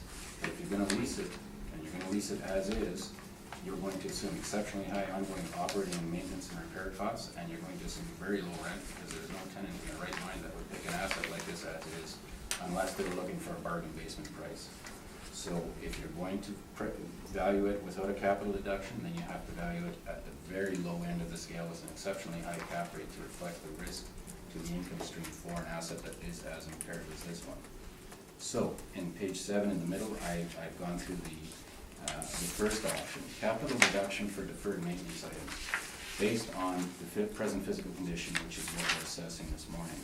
This is for, to be clear, only near-term basic building items, not mid-term, not long-term, not any items that are, these are items that just relate to the basic building components. So as I've listed there, the priority 1 and 2 items for HVAC systems is, I'm going to round the figures, $5.4 million. Then you've got the priority 2 electrical systems, $2.5 million. And then you've got the curtain wall and exterior windows, again, priority 1 of $5.6 million. So at the end of the day, just for those 3 basic items, in the near and midterm, you've got estimated costs of just, call it $13,450,000. So with that in mind, what we're suggesting at an absolute minimum, and there's no magic to this, I'm just saying an absolute minimum to basically deal with the bulk of the HVAC systems, some of the electrical, and some of the curtain wall issues, a minimum deduction of $5 million. It could, any prudent investor, I'm going to suggest, will go a lot higher than that, but for the purposes of our submission this morning, and based on a very, very high degree of optimism, not likely isn't there, the minimum deduction should be $5 million. So if you take, turning to page 8, if you take the existing valuation of $17,847,000, you take off a minimum deduction of $5 million, you're at $12,847,000. That then would result in an overall value of $19,959,000. So the second option I'd mentioned was an income valuation, where again you're valuing a severely impaired asset in running that calculation. So if one is to do that, then of course the achievable net market rent would have to be very much skewed to the lower end of the scale, and the capitalization rate would have to be extremely skewed to the high end to reflect the risk that would be inherent in assuming any income would be generated for the property. And if so, what would the actual net operating income be after the ongoing much higher repairs and maintenance expense because of the fact that all of these systems are beyond their useful life. With that in mind, then I'm turning to page 9. I have rents, I've split it out to two segments. So you've got Class OC and OD office rents, and these are buildings that are in the downtown and periphery of downtown area, representing the true C and D office buildings. They're on, as seen there, Lombard, Notre Dame Market, King Street, Portage Avenue. Those rents, and these are all for buildings with effective ages that range between 1925, which is my index 15, and 1977. There's a few buildings there that have a 1977 variant age, Market Avenue being the primary one. So again, the rental range is between $5.64 and $9.25 when one looks at the C and D rents.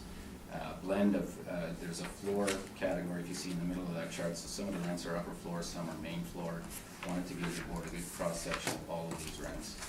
Then you've got suburban office rents, and that range for the suburban rents is between $5.50 and $10.01 for lower quality rents. Again, these leases, or the rental information we're able to get was primarily for premises that were quite a bit smaller, but wanted to give the board a sense of what the achievable rent would be, even for lower quality offices, even if one assumes that the leasable area would be quite small.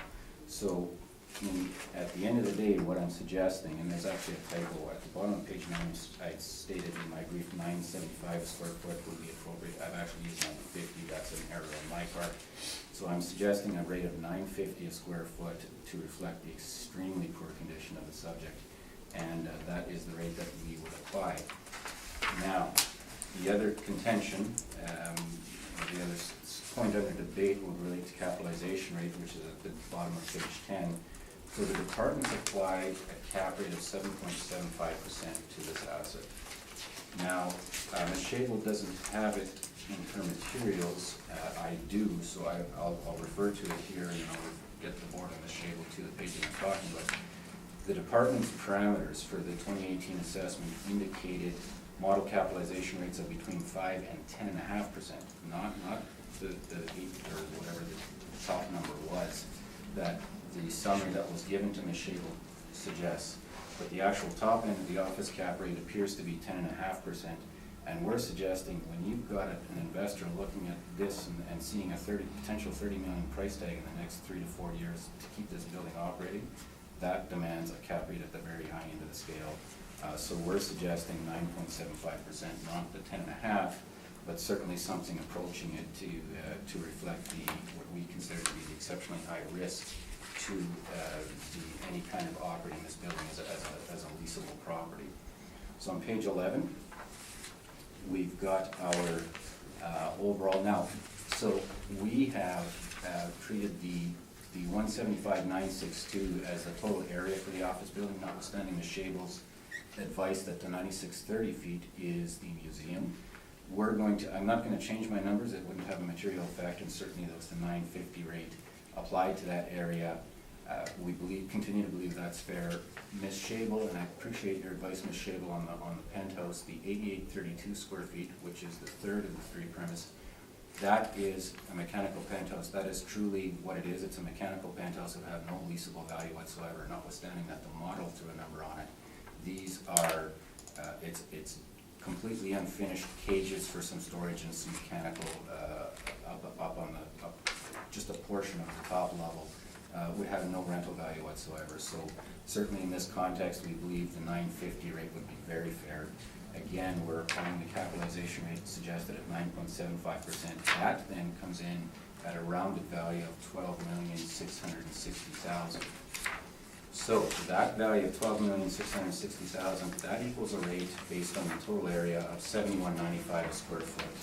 Now, we did want to bring to the board's attention, for the board's reference on page 12, and we've got materials behind it, the sale of 423 Main Street, this was also, of course, this was the former Ford building, and that property sold for $9.7 million in February of 15. There had been significant refurbishment that had already been completed when the property traded between 2006 and 2009. The reported cost was about $17 million on that, so there's been some very significant work. There were, however, some floors that still needed a lot of work.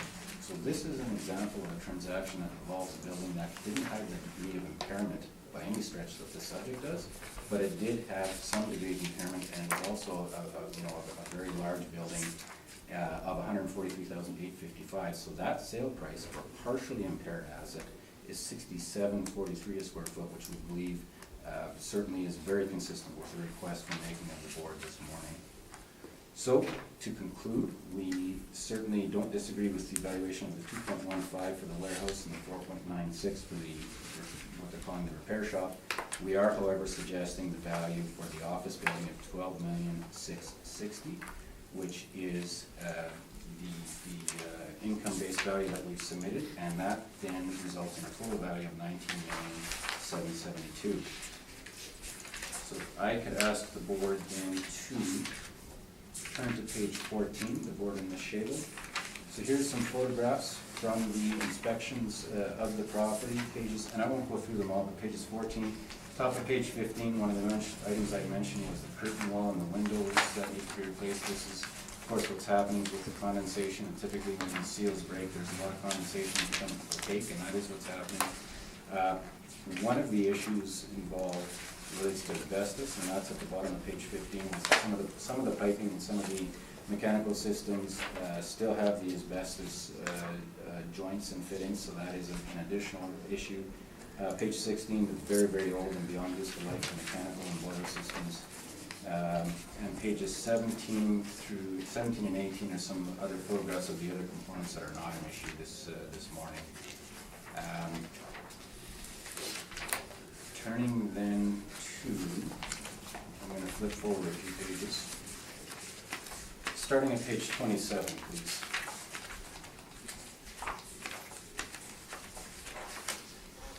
This is the asset detail report that I've been referring extensively to that relates to the present, and again, to be very clear and to confirm, the items that are contained within this report, there has been no work done. So the items that were identified here in the asset that was identified here is the same today and will be the same in January of 19 as it exists in this report.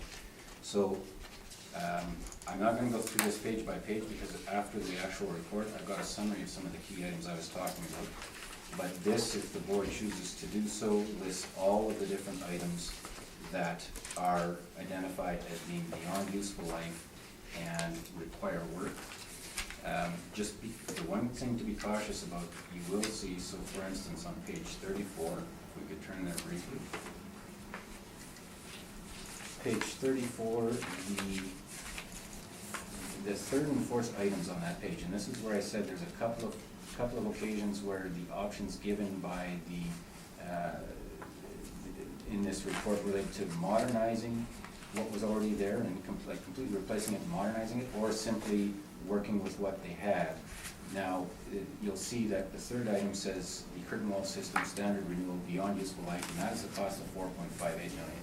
The alternative, though, is the curtain wall system alternative, which in the category is modernization, and that is at $6.7 million. So you would not add those two up. That's two different options. So you'd either pick, if I was Hydro, I would either pick the $4.58 million or the 6.7, but obviously not both. I didn't want there to be any confusion on that, I should say.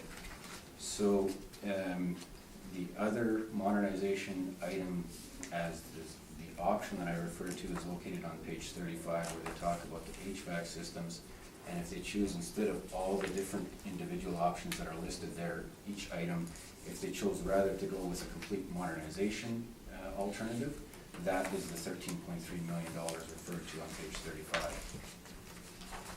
So now,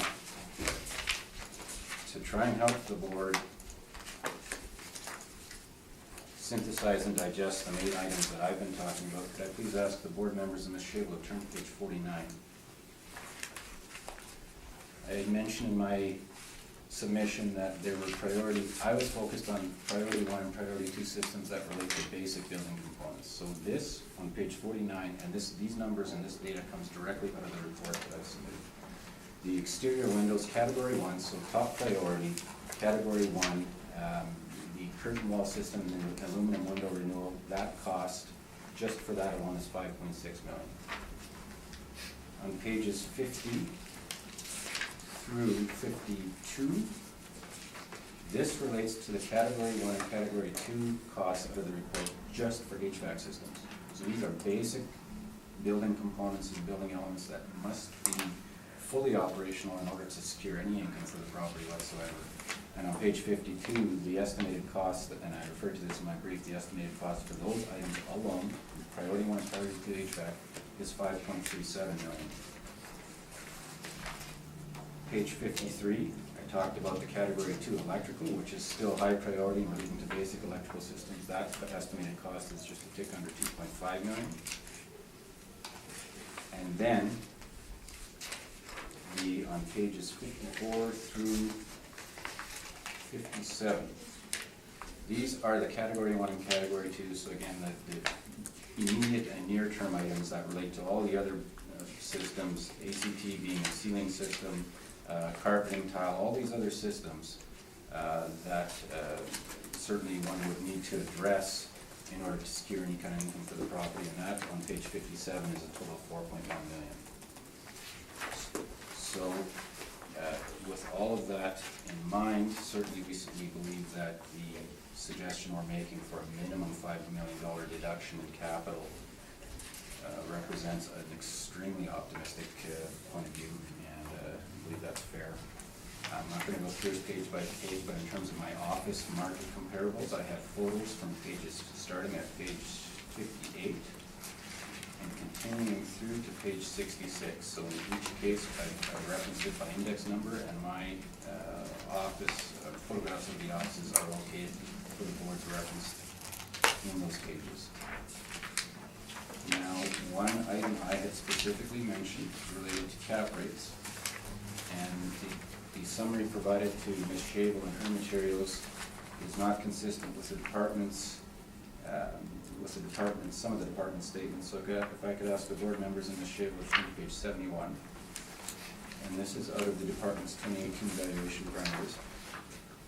It says capitalization rates, and it states analysis of these rates result in model capitalization rates ranging from 5 to 10.5%. So again, given the extensive work that's required for this property and the inherent risk involved in trying to continue it and use a stopgap measure, which I'm going to suggest would not be, certainly not be feasible at all. But to do that, you have to place a high rate to reflect the risk in that kind of operation. I'm suggesting 9.75% in this case, which is still lower than the 10.5 at the upper end. Pages 72 is the sales data sheet for 423 Main, which is the sale I referred to, and then there's some excerpts concerning the Municipal Assessment Act relating to the substation that's there, but that we haven't even touched on that. It's a non-issue, so I don't need to refer to it. Subject to any questions, those would be my comments this morning. Thank you. I thank you, Mr. Reimer, for quite a detailed report. Questions of the appellant?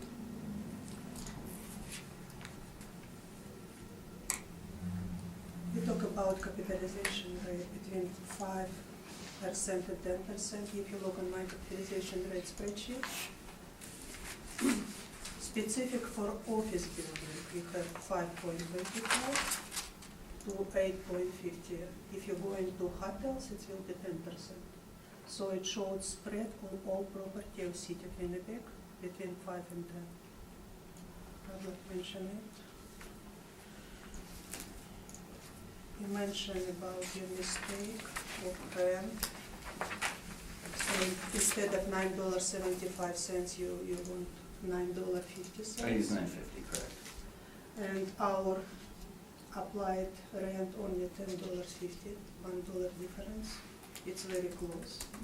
Except, Ms. Shavel, you've also applied $100,000 income to the penthouse that I'm suggesting has no value, so the spread is about $1 on 157, call it round figures, $1 on 157,500 feet, plus another 100,000 for the penthouse that I'm suggesting has no value. So we are talking about nearly $250,000 difference in rent there. And also we apply capitalization rate 7.75, which much higher compared to Stevenson, Collier's. It's account already for physical condition of building. But Ms. Shable, that's like comparing a Mercedes-Benz to a Chevy. The Collier's rates compared to the asset we've got, so I'm suggesting there's no comparability. Questions? Thank you. Mr. Therian? So you're saying that report of July 22nd, 2013, nothing has been done since? Not a stitch. Okay. Now, in your rate of $9.50, you refer to the poor condition of the building, that's on your page 11. I'm always a little intrigued, although I think I know what your answer is, that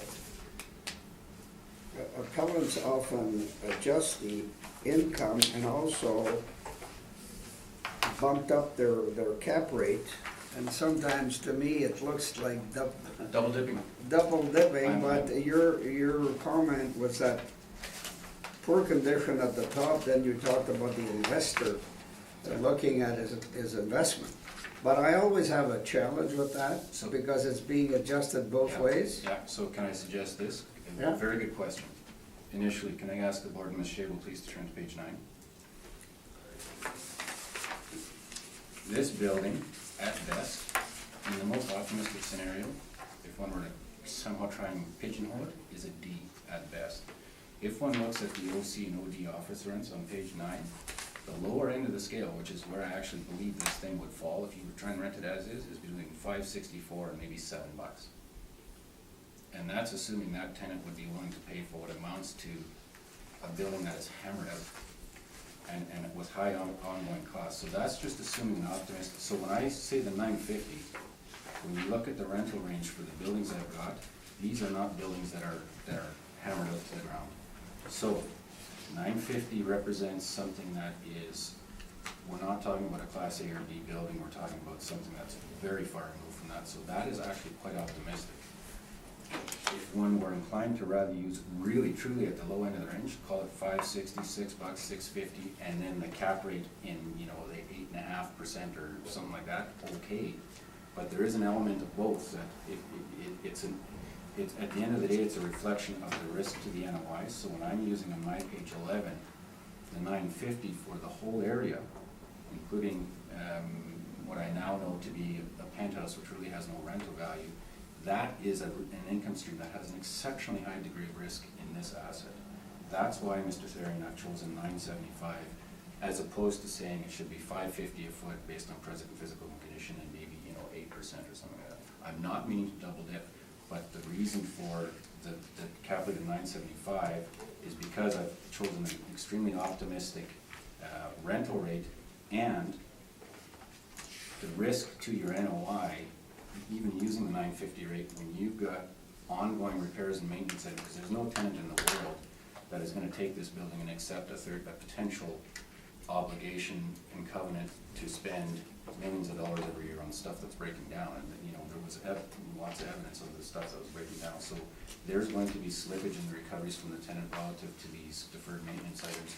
That's going to erode your NOI, and that's why this NOI calculation does not reflect any of that. It's assuming that it's basically a triple net lease. That is, no tenant in their right mind would agree to a triple net lease based on this physical condition as is. So there's going to be slippage in your recoveries, and that's why the risk would be higher. I'm not trying to double dip. Yeah, could you cover again quickly the use right now? What is it being used for? 20% of the space is actually being used. 20%? 20% out of the, like, physically right now, 20%, and it relates to some core hydro systems that are not easily capable of being moved. So that's why it's still, that 20% is there at all. 80% is just what you see on page 14. And well, actually this is, since that time it's even been more cleaned up than this, so it's just It's just open office that's vacated. Okay, the other point, which is irrelevant, but I was just looking at, it's a nice chunk of land though, 20 acres. If you scrape, if you, I see, was- that's another thing, if you scrape this building, if you take the $17.8 million off the roll and put land value back in, and take the land value minus the demolition costs, that was another option I considered. Okay. But it would be lower still than what I'm Still suggesting. lower yet? But that, in my opinion, actually, based on what I saw and what I've seen, I think that's, I wouldn't be surprised if that's what happens ultimately. Once they figure out what to do with the 20% that right now they're not able to move. Yeah, because it's a nice chunk of land, and Yeah. I was going through my Yeah. mind here, what Yeah. can happen to this, but demolition is obviously a big issue. That's all, Mr. Chairman, thank you. Thank you, sir. Mr. McPherson. I'm gonna follow up on that because that was one of my comments too, was did you consider doing a cost approach as it is as well? Which would you start with the land value, reproduction cost new, and then do all of your types of depreciation, which would fall into your deferred maintenance and your capital And costs. you could not do a cost approach when you've got excess depreciation of $30 million on an asset that's with a 1957 age that would probably have an RC, you'd result in a negative value. So the quick answer, Mr. McPherson, is no, but I certainly, to Mr. Therian's line of reasoning, I certainly considered what the effect would be to scrape the building, take out the demolition costs, and what you have left with an asset based on land. Because I think that to me would be very telling, but it did result, based on my research of the land sales, the size of the land, the good location, it still resulted in a value that's lower than what I've got here, so I did not do that. So, and you've basically given us two methods that you went through, and one was using the assessor's actual income approach. Yeah.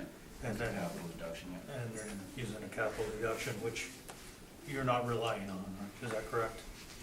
No, That's just your that- supporting one. that to What me you're is- really doing is using an income approach Actually, that you think reflects There- what there's- could be done. I think they both, I think the income approach is extremely optimistic. The $5 million deduction is extremely optimistic. And the sale of 423 Main Street as value per square foot bears out an asset that's not as impaired, but an impaired asset to a lesser degree. So I think all three.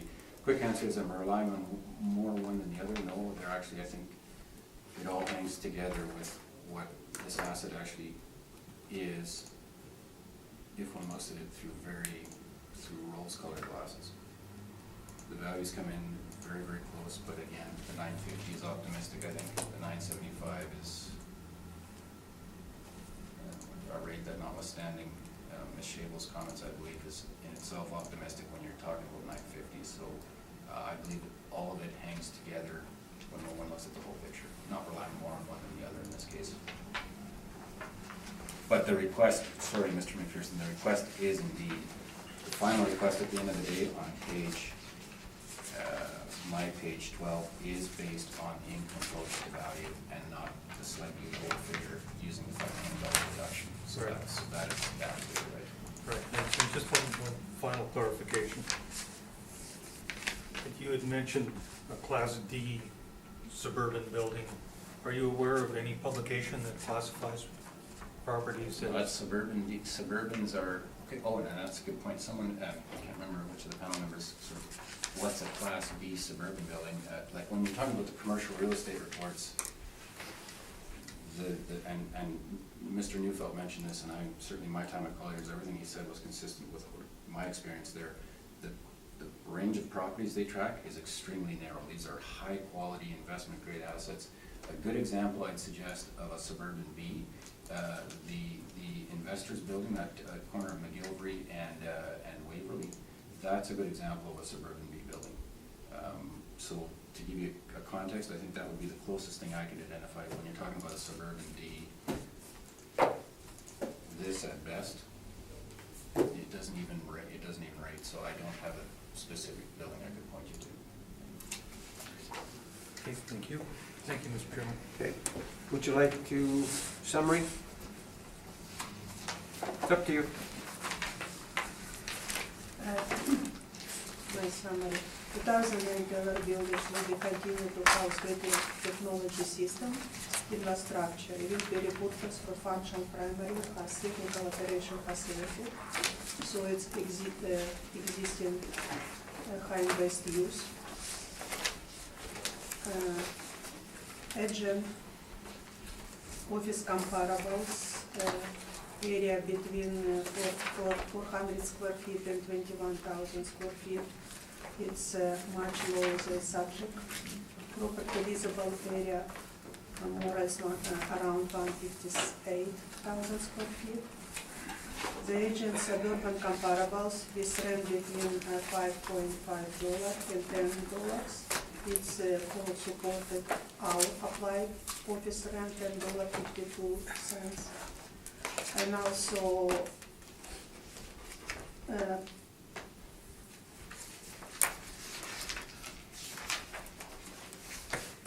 capitalization rate 9.75 didn't support by Altus capitalization rate study. It's too high. So my assessed 2019 assessed value of around $25 million, good estimation of market value as of April 1st, 2016. The subject rent is reasonable, supported by comparables, taking in account necessary adjustment, size, age, condition. The assessment is fair and should be confirmed. I thank you. Mr. Reimer? Mr. Chairman, I'd suggest in no uncertain terms the department's model-driven assessment in no way captures the extremely impaired asset that we're dealing with this morning, as verified by the extensive report relating to the costs, and even in the most optimistic due diligence that an investor would place on it, there's $15 million of work to be done in the near to midterm to basic building components, and I will leave this with the board for their review. Thank you. Thank you. Do you want to stick around yet? I'm good if we're done here. More than he ever wanted. All right.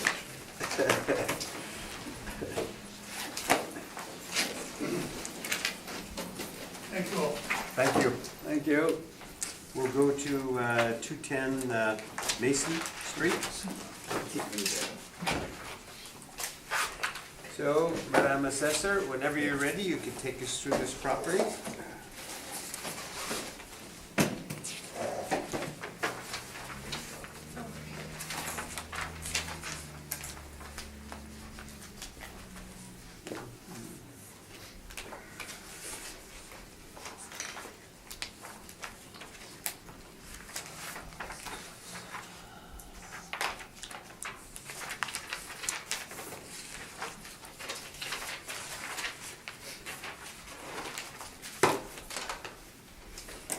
File 18-666, room number 060606101000, address 210 Mason Street. The 2019 assessed value of $1,310,000. The subject property is known as St. Boniface Norman School and has been designated as Grade 2 Heritage Resource by the Winnipeg Heritage Building Committee. It's located at the corner of Mason Street and Altnell Street, one block south of Provincial Boulevard. The improvements was constructed in 2010 with additional building in 1929. The land area of 39,231 square feet, has a surface parking of 43 stalls. Subject property is in the culturally rich neighborhood of Central St. Boniface, includes convenience access to services and amenities, including St. Boniface Hospital, boutique store, a restaurant of Provincial Boulevard, and numerous parks and historical sites. The original 12-story building is constructed of yellow brick, buff brick on a stone foundation. The ceiling height around 9 inches in basement, 14 inches on first floor, and 9 inches for second floor. The original plan area was around 3,000 square feet. Rest of the building is additional buildings 1923. The lack of road development site in St. Boniface gives the exceptional land value for potential developments. Therefore, kind of best use is existing use in my report. The property has been valued by cost approach. The land area of 39,231 square feet has rent in our case $13.23 per square feet.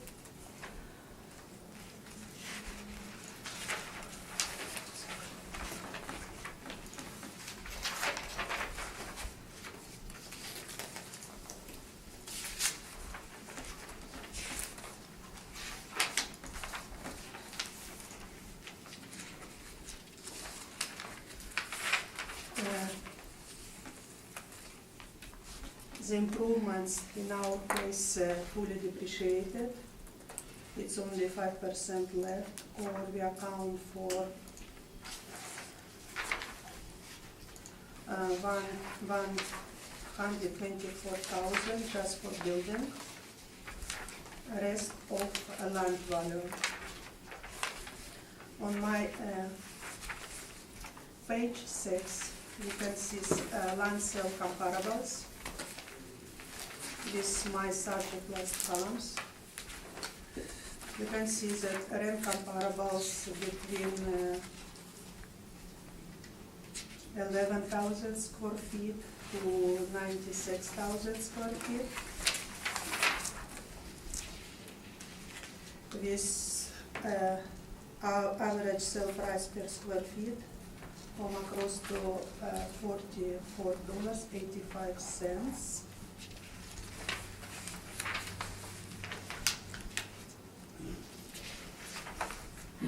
On page 7, 8, and 9, you can see a picture of this land.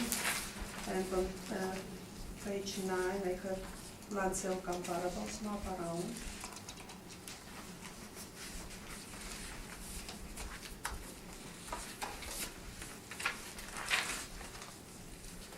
On page 2, I present zoning for present zoning of subject property. Yes, it's possible that it will be rezoning in order to accommodate high density use due to lack of raw land in these areas and Boniface, but it's a post preference. On page 11, I presented sale of 2 historical buildings on 128 James Avenue and 456 Main Street.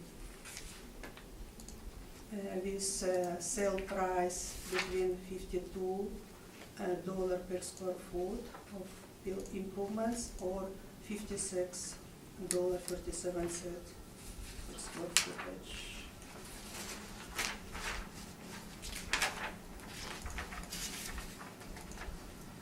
The 2019 assessed value of $1,310,000 is a good estimate of market value of April 1, 2016.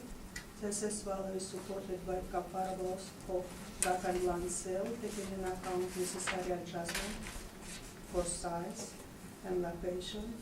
The assessment is fair, it should be confirmed. I thank you. Mr. Reimer? Thank you, Mr. Chair. Ms. Schabel, again, we can agree that the value, our reference date, evaluation date is April 1 of 2016, correct? Yes, it's correct. Okay. Now, on page 11, with your sales of the buildings, the sales there the one building on James was sold in May of 2010, and the 456 Main sold in June of 2007, correct? Correct. We Now- don't have so many historical Yeah. buildings, Yeah, no, but I- it shows value of this building. Yep, I understand. Now, if we turn to page 5, though, the subject was this asset and this historical building sold in November of 2012, much nearer the reference date for 720,000, correct? Yes. Okay. So, can we turn please to page 6, Ms. Shable? Now, I'm going to bring up some questions, and I'm not faulting you, Ms. Shable, but I'm going to suggest to you that most of the data on this page is fundamentally wrong. I think the department may need to look at how they generate the land sales. Starting with number 6, which is 1934 St. Mary's Road, the area of the parcel is 95,963 square feet, and the sale price is $1,060,000, right? I'm suggesting to you, Ms. Shable, the math would dictate that the price per square foot is $11.05 and not $32.51. Could you verify that? And I want to make sure that we both agree that this price should be $11.05 per square foot.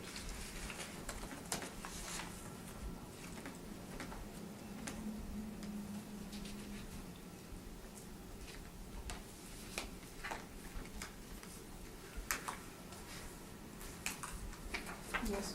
Okay, so we're agreed it's $11.05, okay. Now, Ms. Shable, with respect to parcels 1 through 4, were you aware that the sale prices for each and every one of those relates to a property that was already developed with a single-family house and not just the land? And this, I don't fault you, Ms. Shable, I think this is a function of your systems, but I'm just asking if you're aware of that. I'm guessing you weren't aware of that. I will look into that. Okay. I have rebuttal evidence, Mr. Chairman, that I'll submit to verify with my suggestion, and so we'll deal with that in due course. I believe those now, and we're agreed, Ms. Shable, this is a historical building. Yes. And so you mentioned early in your presentation that there's exceptional land value for development, but in fact, it is not legal to develop this property in any further manner other than using the existing building. We can agree on that as well, correct? Oldest part of building. All the building that's on there. it Not can't- whole building, just one part of building without addition. Addition, it's not designated as. My understanding was that it's the entire building, the shape. Where's the designation of what's historic and what isn't? If one looks at page 2 of your materials, it's the rear of the building, so you're suggesting that only a part of it is historic? Yes, this from your, on my second photos, Yeah. your right sides of building with footprint of 3,000 square feet. It's historical part of building. And from my search, it's built in 1902. And after in 2029, was built extra addition to my building. I'm suggesting, Ms. Shable, and certainly that's catching me off guard, I'm suggesting that that's interesting to me, because certainly my impression was the entire building is designated as a historical asset. And it affected, of course, the sale price in 2012. And, but I have nothing specific to counter that, but certainly I will be referring to some materials in my submission concerning the subject itself. So, I'm not gonna take you at your word, Ms. Shable, but I have nothing to refute it, put it that way. Mr. Chairman, those are my questions, thank you. Thank you. Ms. Arian? Yeah, I'm just trying to get a handle on the building here. And page 2, if we look at the bottom portion here, are we talking about this whole area of land? Yes, The whole works here? yes, this parking goes behind building. Okay, so part of it is historical, you mentioned, and what's in the other portion? It's addition built in 1929. 1989? 29. 29? And is there anything newer there? Nothing new, it's still old building altogether. Still an old building? Mhm. Okay.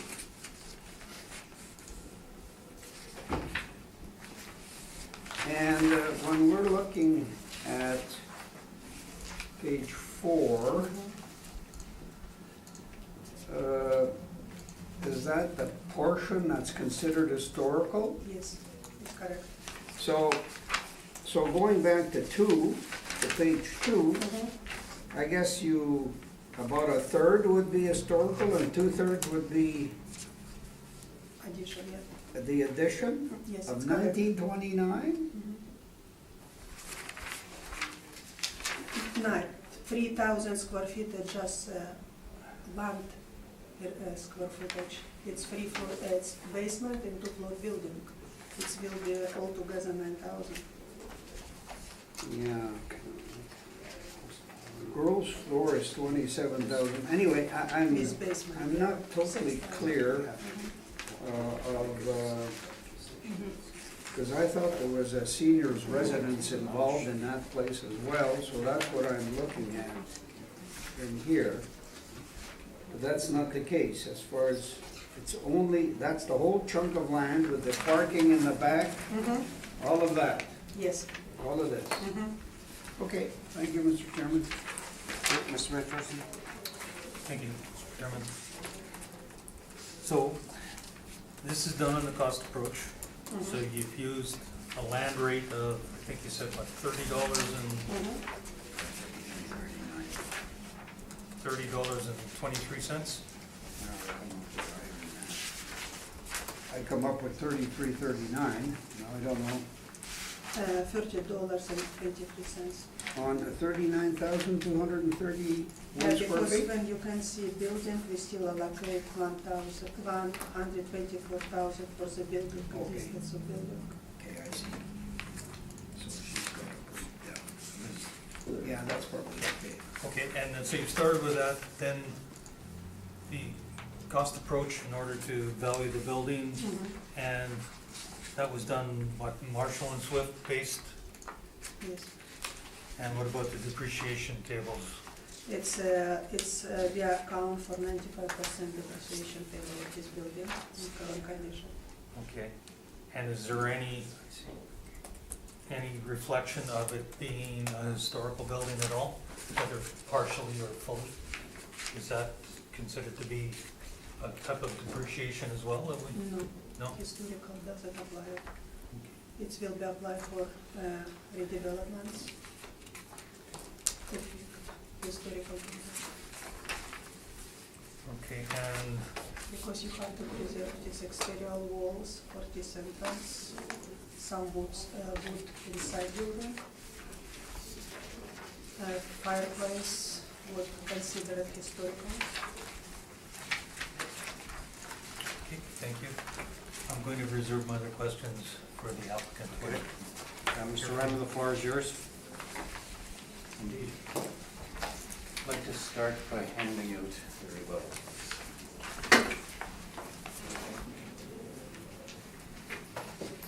This idea is to I feel this for my Yep.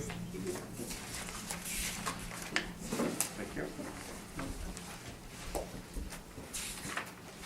Mr. Chairman, if you turn to page 2 of our rebuttal, I'd suggested to Ms. Shable that their systems unfortunately had generated land sales comps when in fact the sale prices for all of the first 4 properties were in fact improved property sales, and I'm now providing the board with this information to verify that. The point paragraph number 3 of our, on page 2, the comparable number 1, the price shown is $397,543, but that is in fact for the property itself. The sale price for the land alone, which was an earlier transaction, was $110,900, which is $959 a square foot. Again, was comparable number 2, and there's a chart at the end of this, so I'll go through it relatively quickly, and then I'll show the board and Ms. Shable the chart. Comparable number 2, the price shown in the department's brief was $529,692. Again, that includes the residence. The price for the land alone was $122,900, $822 a foot. Comparable number 3, similar story. That was the improved property sale for $426,000. The price for the land alone is $117,900, which is $940 a foot. And sale price for the last of the residential, single-family residential lots that are shown as $440, but that's the improved property. The sale price for the lot was $105,900, which is $1013 a foot. I'd also asked Ms. Shable to correct the math error on comparable number 6, which was one of the multifamily land sales, and it is in fact $11.05 per square foot and not $32 a square foot. So with respect to the corrected data on page 3 at the bottom of paragraph 9, there is the corrected sales data and sale prices per square foot ranging from $8.22 a foot up to $11.05 a foot for those 5 comparables. We've attached for the boards and Ms. Shable's reference the sales data relating to each of the first 4 comparables. What you'll see consistently is the second transaction is the transaction involving the lot and the house, which has the use code RESSD. It's the first bottom transaction, so right now I'm on page 5, for example. The bottom transaction for Clara DeMarchi, that's the B-Res 1, which is the vacant land, and that is the price for the land itself, which is $110,900, and which I refer to in my brief and my chart. So for each of the 4 transactions, the corrected sale price for the land alone, as indicated by the real estate board sale records, are presented, and they are as shown on the chart on my page 3 of this rebuttal brief. So again, ranging from $8.22 a foot up to $11.05 a square foot. So certainly suggesting that the department's land comparables, and again, I wasn't able to find the high water path parcel. That rule number doesn't exist, so I was unable to find the particulars of that. But certainly the 5 of the 6 land sale comparables are at prices approaching $10 a foot rather than the $30 used by the department, suggesting, as you'll see in my brief, that the $10 is perhaps a bit light, but certainly closer to the $15 range if one were to apply land value to be appropriate. So now turning to our evidence in chief, if I could ask the board please to turn to page 2 initially of our brief. Our request this morning is to reduce the assessment from $1.3 million, $1,310,000 to $800,000. This is the St. Boniface Normal School, and the reason I was taken aback by Ms. Shable's comments as to what exactly is and is not designated as a heritage asset is because this property has a long history. There's been allegations of made by interest groups that the previous owners were allowing it to waste away by cutting off the water and heat services, and the allegation was that they would let it basically crumble and therefore get out from under the heritage designation and redevelop it, which is what they stated clearly that they'd hoped to redevelop it. They denied the allegations that they were using that as a tactic to do it. But my point is this, that if only the very small component of 1910 is a heritage asset, that would have been a much more feasible option that would have been pursued years ago. So while I do have evidence in my materials as to the fact that it's designated as an asset, a heritage asset, I do not specifically have evidence that the 1929 addition is not part of that asset. I find it a little odd given the history of the property that would be the case, but in any event, if one goes to then, interesting comment here, and it's going to be a recurring theme on page 4 of our materials under highest and best use. I actually am suggesting that the property as presently improved is not the highest and best use, but the redevelopment and conversion of the improvements of the multifamily residential property would represent the highest and best use. But that certainly has not come to pass as yet, and given the nature of the heritage designation, it's become quite cumbersome for the property, as evidenced by some of the history in the sale transaction in 2012. So turning to page 5, this is the article I was alluding to, in terms of the history of the property. There were questions of, they call it demolition by neglect. There had been serious concerns about the viability of the subject as of our reference date. In June of 11, the president of Heritage St. Boniface, which was a conservation group in the area, accused the owners at that time of demolition by neglect after the group learned, the St. Boniface group learned that the heat and water had been disconnected. In addition, the windows had been boarded up, and all of this activity occurred after the nonprofit owners at that time had attempted to have the buildings delisted as a heritage resource in order to demolish them and redevelop the site. The property was not and is not delisted and still on the list, and there has been no such redevelopment, obviously. Now, in that article, which I have attached to our materials, we note that the Heritage St. Boniface group stated they had made repeated attempts to buy the property, but the three proposals had failed. The offering price had been reported as to be in the $500,000 range. Now, the transaction that Ms. Schabel has put in her materials, and I also allude to here, refers to the purchase of this property by a group known as a Port in the Storm. This group purchased the property for $720,000 in November of 12 with the intent of raising money to repurpose the site as a residence for rural and northern residents to stay while they and family members were undergoing medical care. Very noble effort, but unfortunately those efforts failed, and the improvements remain in the same condition today as when the property was purchased by them in 2012. The building with heat and water services disconnected, boarded up windows, obviously 100% vacant and not capable of occupancy. And with redevelopment efforts subject to grade 2 heritage resource requirements.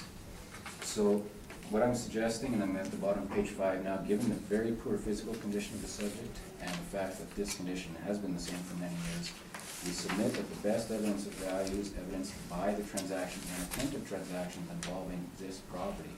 As of April 16, there was the offering price by Heritage St. Boniface reported at about $500,000 rejected, so there was no meeting of the minds there. But what you did have was in November 2012 purchase and sale by the Port in the Storm group. So any attempts, and I'm on page 6 now, when we're valuing the subject, which is obviously again very unique and troubled, the physical asset currently was and is a liability. Viewed in isolation, and again, when we talk about the potential for redevelopment, it would be apparent, I'd suggest to any private investor, that the highest and best use would be represented by demolishing the improvements entirely and then redeveloping the site to multifamily use. That was something that the prior owners had attempted to do and failed. They could not get the property delisted, they couldn't redevelop it, and so those efforts failed, and that asset is exactly as it exists today as well. Now, development of the site was and is, I'd suggest, impeded by the heritage designation. It does have the grade 2 historical resource designation, and the policy objectives are to preserve the exterior of the building, ensure repairs are appropriate to their special architectural or historical interest, and to prevent or regulate demolition or alteration of the interior. So given those designations and those kind of factors go into, obviously, the mind of an investor when they're looking at the property, that led to the $500,000 offer by Heritage St. Boniface, which was rejected, and certainly was part of what a Port in the Storm had in mind when they offered $720,000 in late 2012, which was accepted. So given the very unique nature of this asset and its troubled history that hadn't changed by the reference date, we're suggesting that a market value of $800,000, reflecting some optimism, but certainly still reflecting the very, very poor physical condition of the asset and the burdens that come with the historical designation, would be appropriate. This is interesting. So the departments have advised that they use the cost approach and the depreciated cost. I'm not going to refer to the detached structures, which I believe is the paving, but the depreciated cost for the building that the department's got is $107,000. And actually, interestingly enough, I'm going to suggest that's entirely consistent with some of the materials that I'm bringing forward now to this board concerning the direct sales comparison if one adds in that assumed depreciated cost. Page 7, we've got a number of, and I've focused on vacant, multifamily, vacant residential. I haven't used single family. I've assumed that any redevelopment would be represented by multifamily use.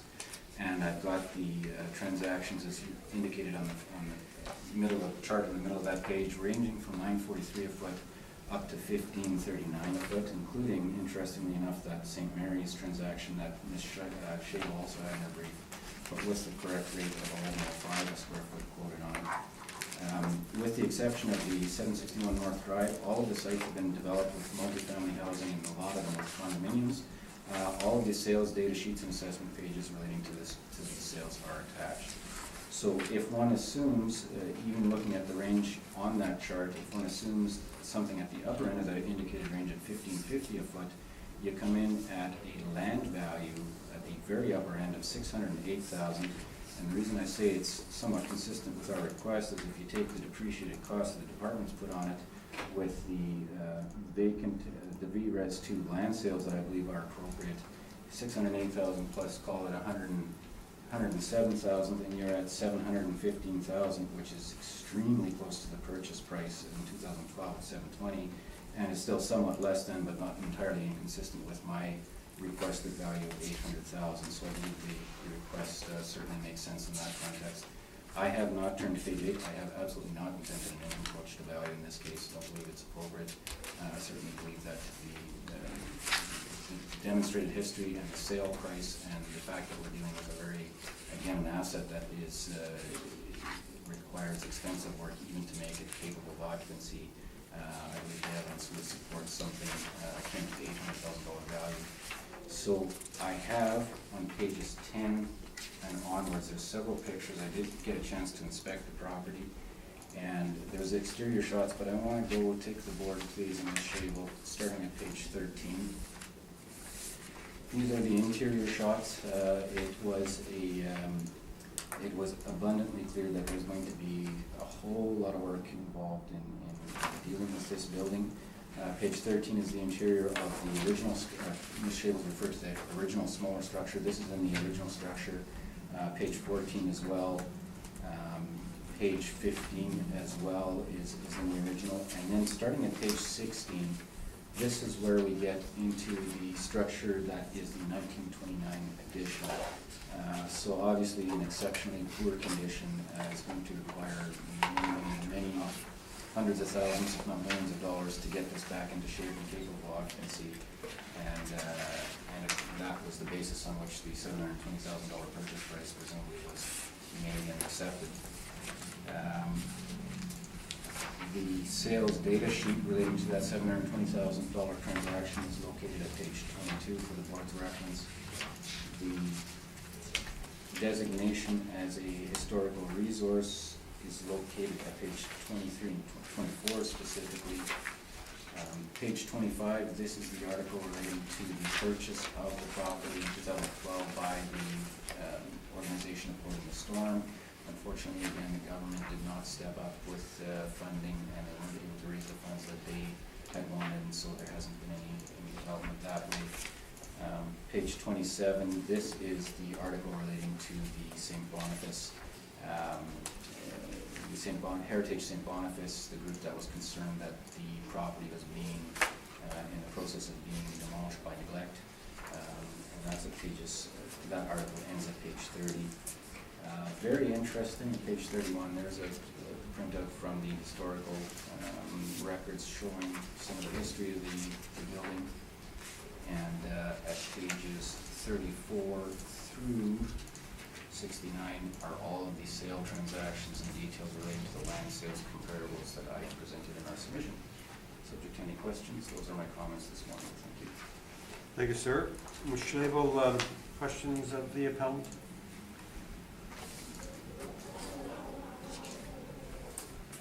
I'm looking on page 7, the direct sale comparables approach per value. Yes.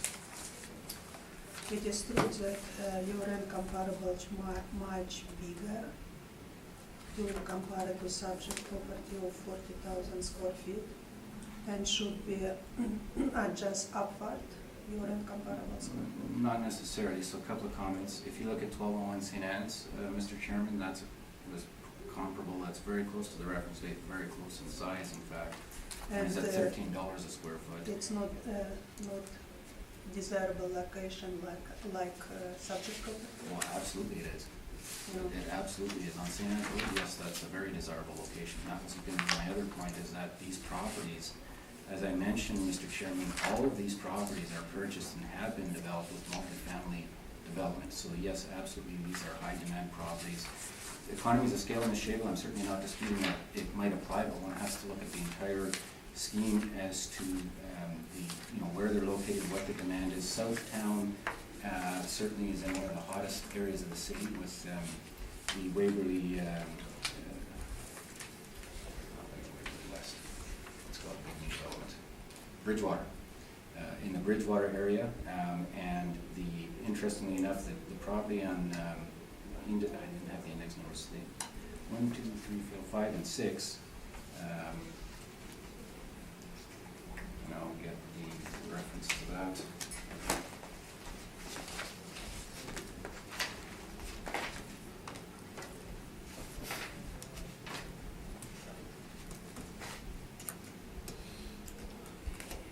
Actually, no, that's, so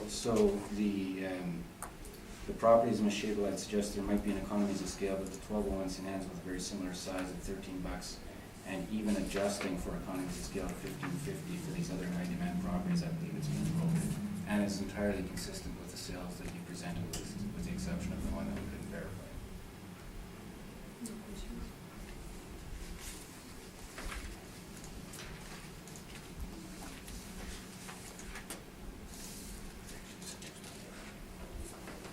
Mr. Therian? I have no questions, thank you. Mr. McPherson? Although it's not spelled out here, I think you did mention that if you used the land value and then accepted the assessor's depreciated improvement costs, you're still coming to around the 800,000. You come in at 720, or 715, which is very consistent with the purchase price. I'm suggesting 800 as a bit of an uptick from that. Yeah. Right. Okay, and then I'm intrigued. I'd like to know on page 19, what are the official election results? I'm sorry. On page 19. Oh! I think they're still being tabulated. Thank you, Mr. Chairman. Summary, if you wish. Just short summary. Subject property located in San Boniface area. The lack of road development sites in San Boniface area gives it the exceptional land value for potential development. And my conclusions that 2018 assessed value of 1 million, around 1,003,000 is a good estimate of market value of April 1st, 2016. The assessment is fair and should be confirmed. Thank you. Mr. Reimer? Mr. Chairman, you're correct that sale prices submitted by the department would support a range of between $8 and $11, with one exception. Suggest that with this, again, asset, this physical asset, and the demonstrated market for VRES2 land, that our suggested value of $800,000 is not only consistent with the purchase of the subject, but also consistent with market indicators, and ask the board to order accordingly. Thank you. All right, we're just going to take about a 5-minute break. And